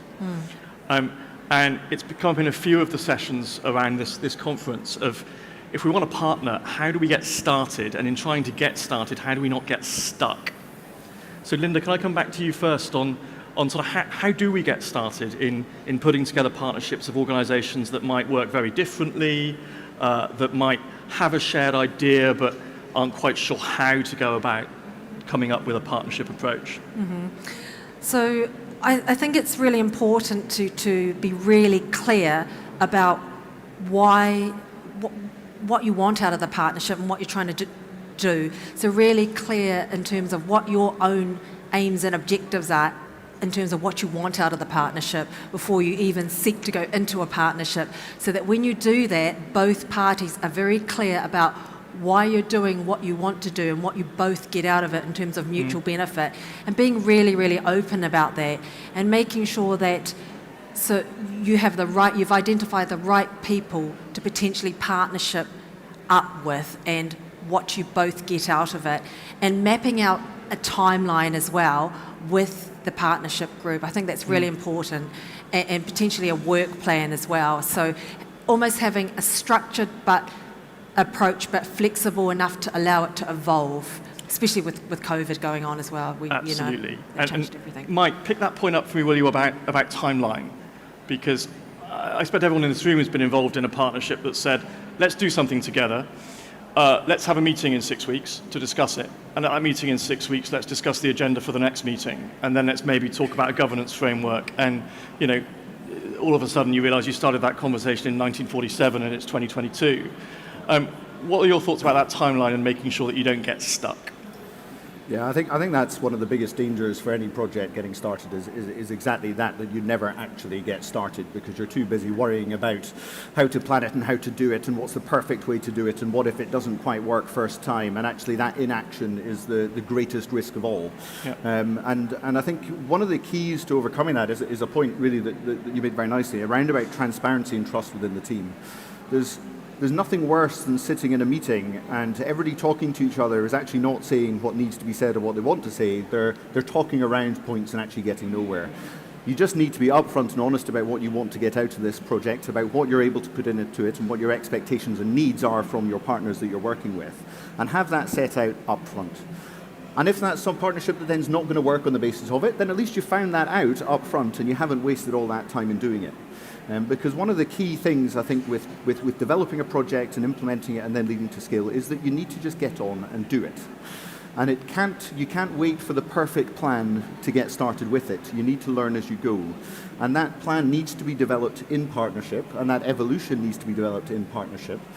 On our project, we've scaled quite significantly now at quite significant speed, and we are still learning every step of the way, and we're making tweaks and we're making adaptations, and that is definitely the way to do it. If you wait for perfect, you never get started. I think that's brilliant. I think, sat here as a pharmaceutical company, I feel we need to say not only do we want it to be perfect, we also need it to be compliant. But yeah, absolutely. And I think it's one of those things, isn't it, which over the last 2 years, we all knew it going in, but we've realized that when we really know we want to get it done, and we know that we've got to work back from the fact that we need it done next week, it is amazing what you can do. And I think it's interesting, Linda, talking about how you aligned strategy, understood strategy on the ground, about knowing you have to spend the right amount of time knowing what you want to do and really define that problem question, really understand what that mission is. And it's not just you want to improve kidney disease, I want to improve kidney disease, let's try and work together. It's a really defined problem question, isn't it, that you're seeking to address in London? Yeah, most definitely. And, everyone, it's about having the right team and the right people in the team as well, because it's partnership across boundaries across organisations, but a partnership within your own team. Because in the NHS, we all know that everyone's overstretched, overburdened, and has a lot on their plate. So the last thing we want to do is to provide extra stress. So in terms of partnership within your team as well, it's really important that you really utilise the really engaged and motivated people, because they're the ones that are committed and are more likely to stay with you. So really understanding what their motivations are for being involved in the partnership within your team, and understanding what they want to get out of it, so you can support and nurture that talent and make sure that they are the champions who will drive that partnership, because it's not something that I'm just doing, it's a whole team behind me, with me, driving that partnership going forward. Because with partnerships, there's lots of people in those partnerships, isn't there? Absolutely, and I think it's interesting that gets you started fast, but it also, I believe, is part of that, the answer to the question of scale. The more people you have behind it before, the easier it is to lift it afterwards. And I'll say maybe a slightly controversial thing at a conference like this. I think there may be too many good ideas in the NHS. Maybe too many good ideas and too few that have actually gone to scale. You've really had an impressive journey of scaling to a huge footprint of the English NHS. Yeah. Tell us a bit about how that's happened, Mike. Yeah, good question. I think I went to bed one night and I woke up the next morning and suddenly it had happened. Yeah, I mean, I think in some ways when you're developing a new project and you're embedding that and you're implementing it, one of the really important things is that you evaluate that effectively. And that you measure the right things and you measure it as you're going, so that you're tracking that data, because that allows you to demonstrate the effectiveness of what you're doing, but it also allows you to communicate that effectiveness with others.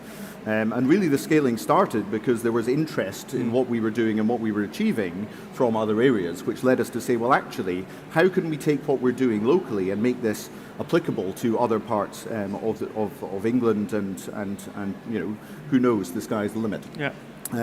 So we then developed a package which was a little bit more generic in terms of not talking so much about local data, but more about applicable to other areas.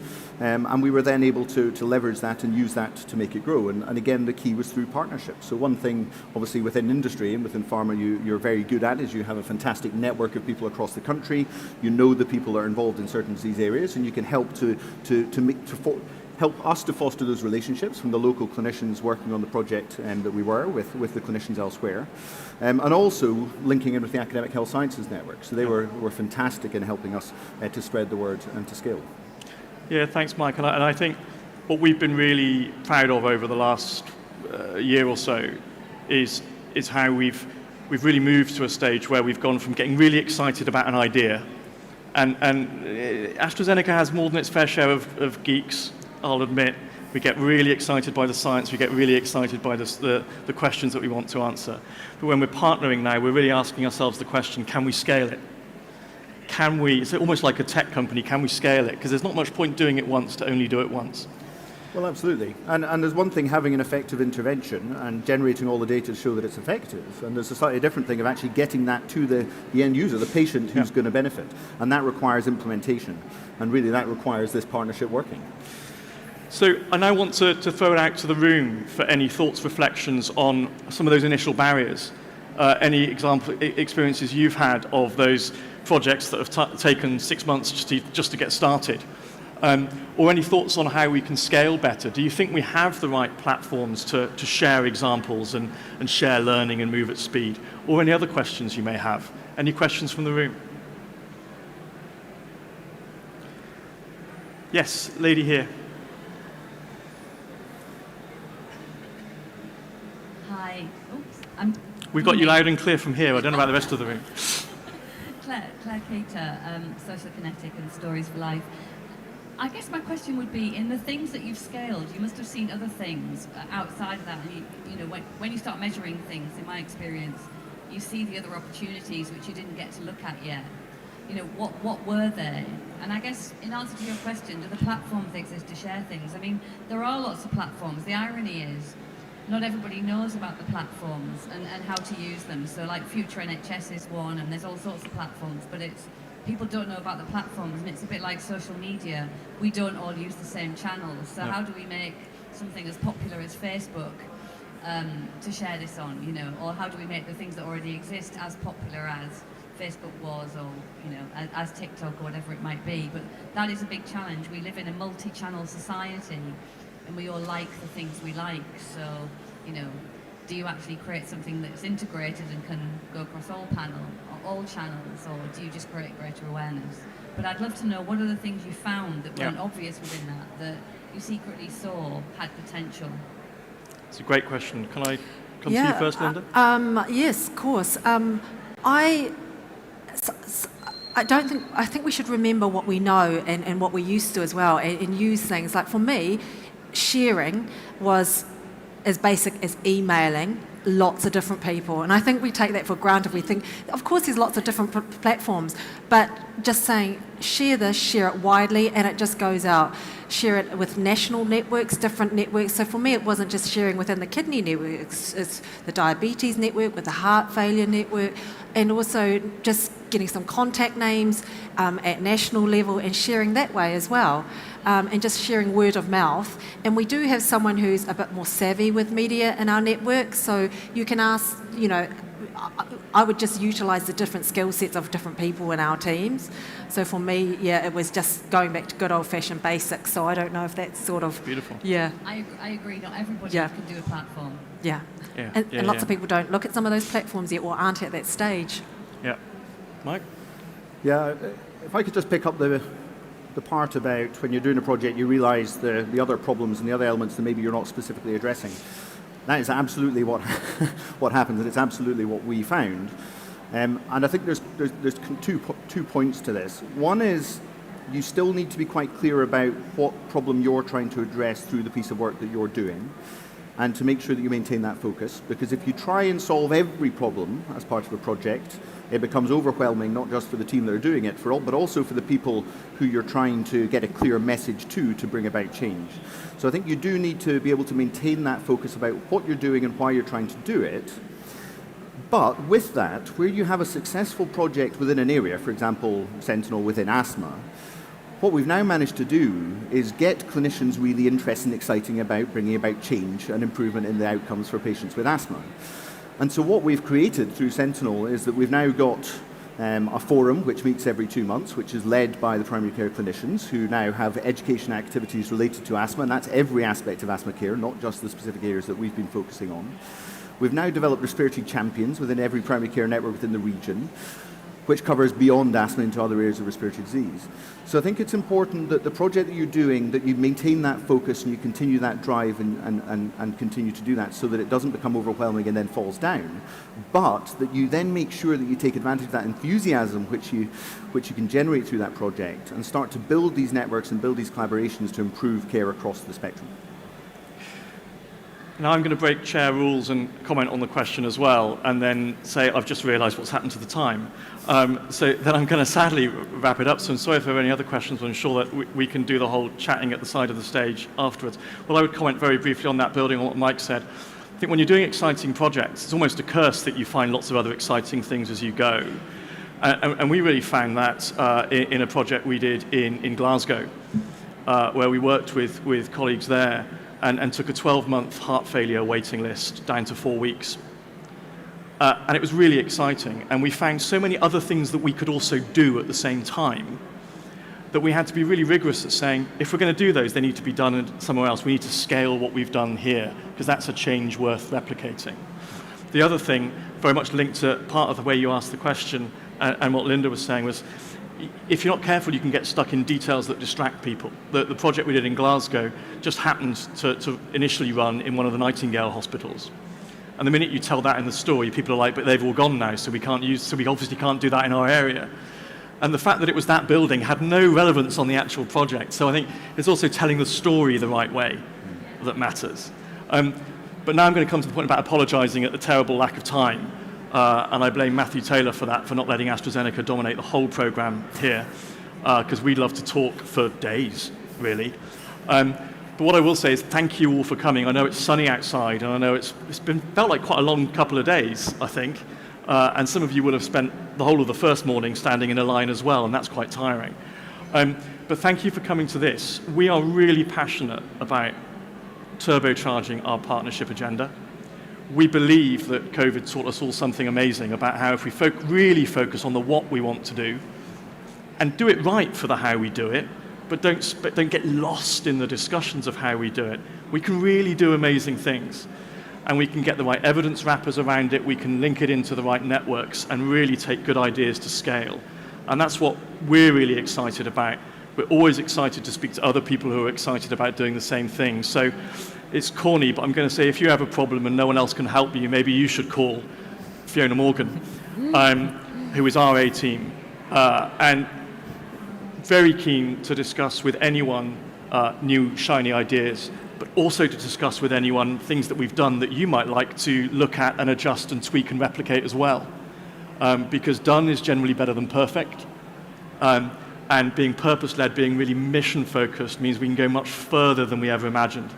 And we think that's the only way that we'll actually achieve a sustainable NHS that delivers for patients and doesn't kill every member of NHS staff trying to do so.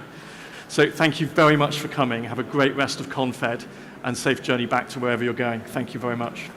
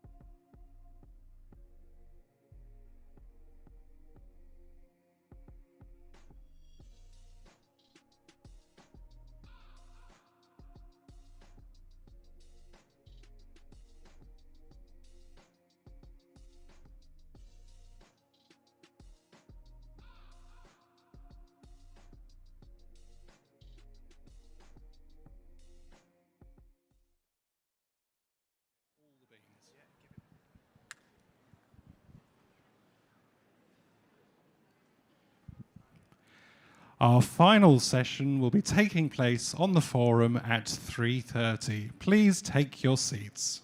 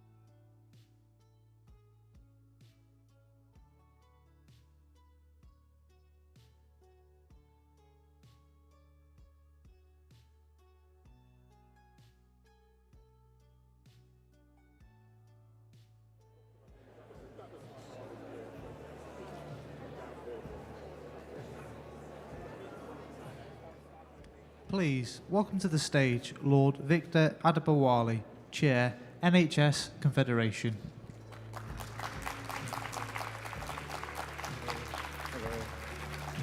Hello. See, you're the diehards, aren't you? You're either NHS Confed staff, it's the whole posse, or you're NHS England people. All right, okay. Well, I'm going to say a few words and then let you get off, right? Because everybody else has, so why not you? You know? So I want to say thank you, basically for staying the course, for being here right to the bitter end.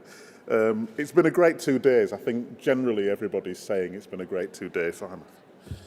It's been debate, it's been discussion, catching up. That's the whole point, yeah? Deepening some of those relationships, catching up with friends and colleagues.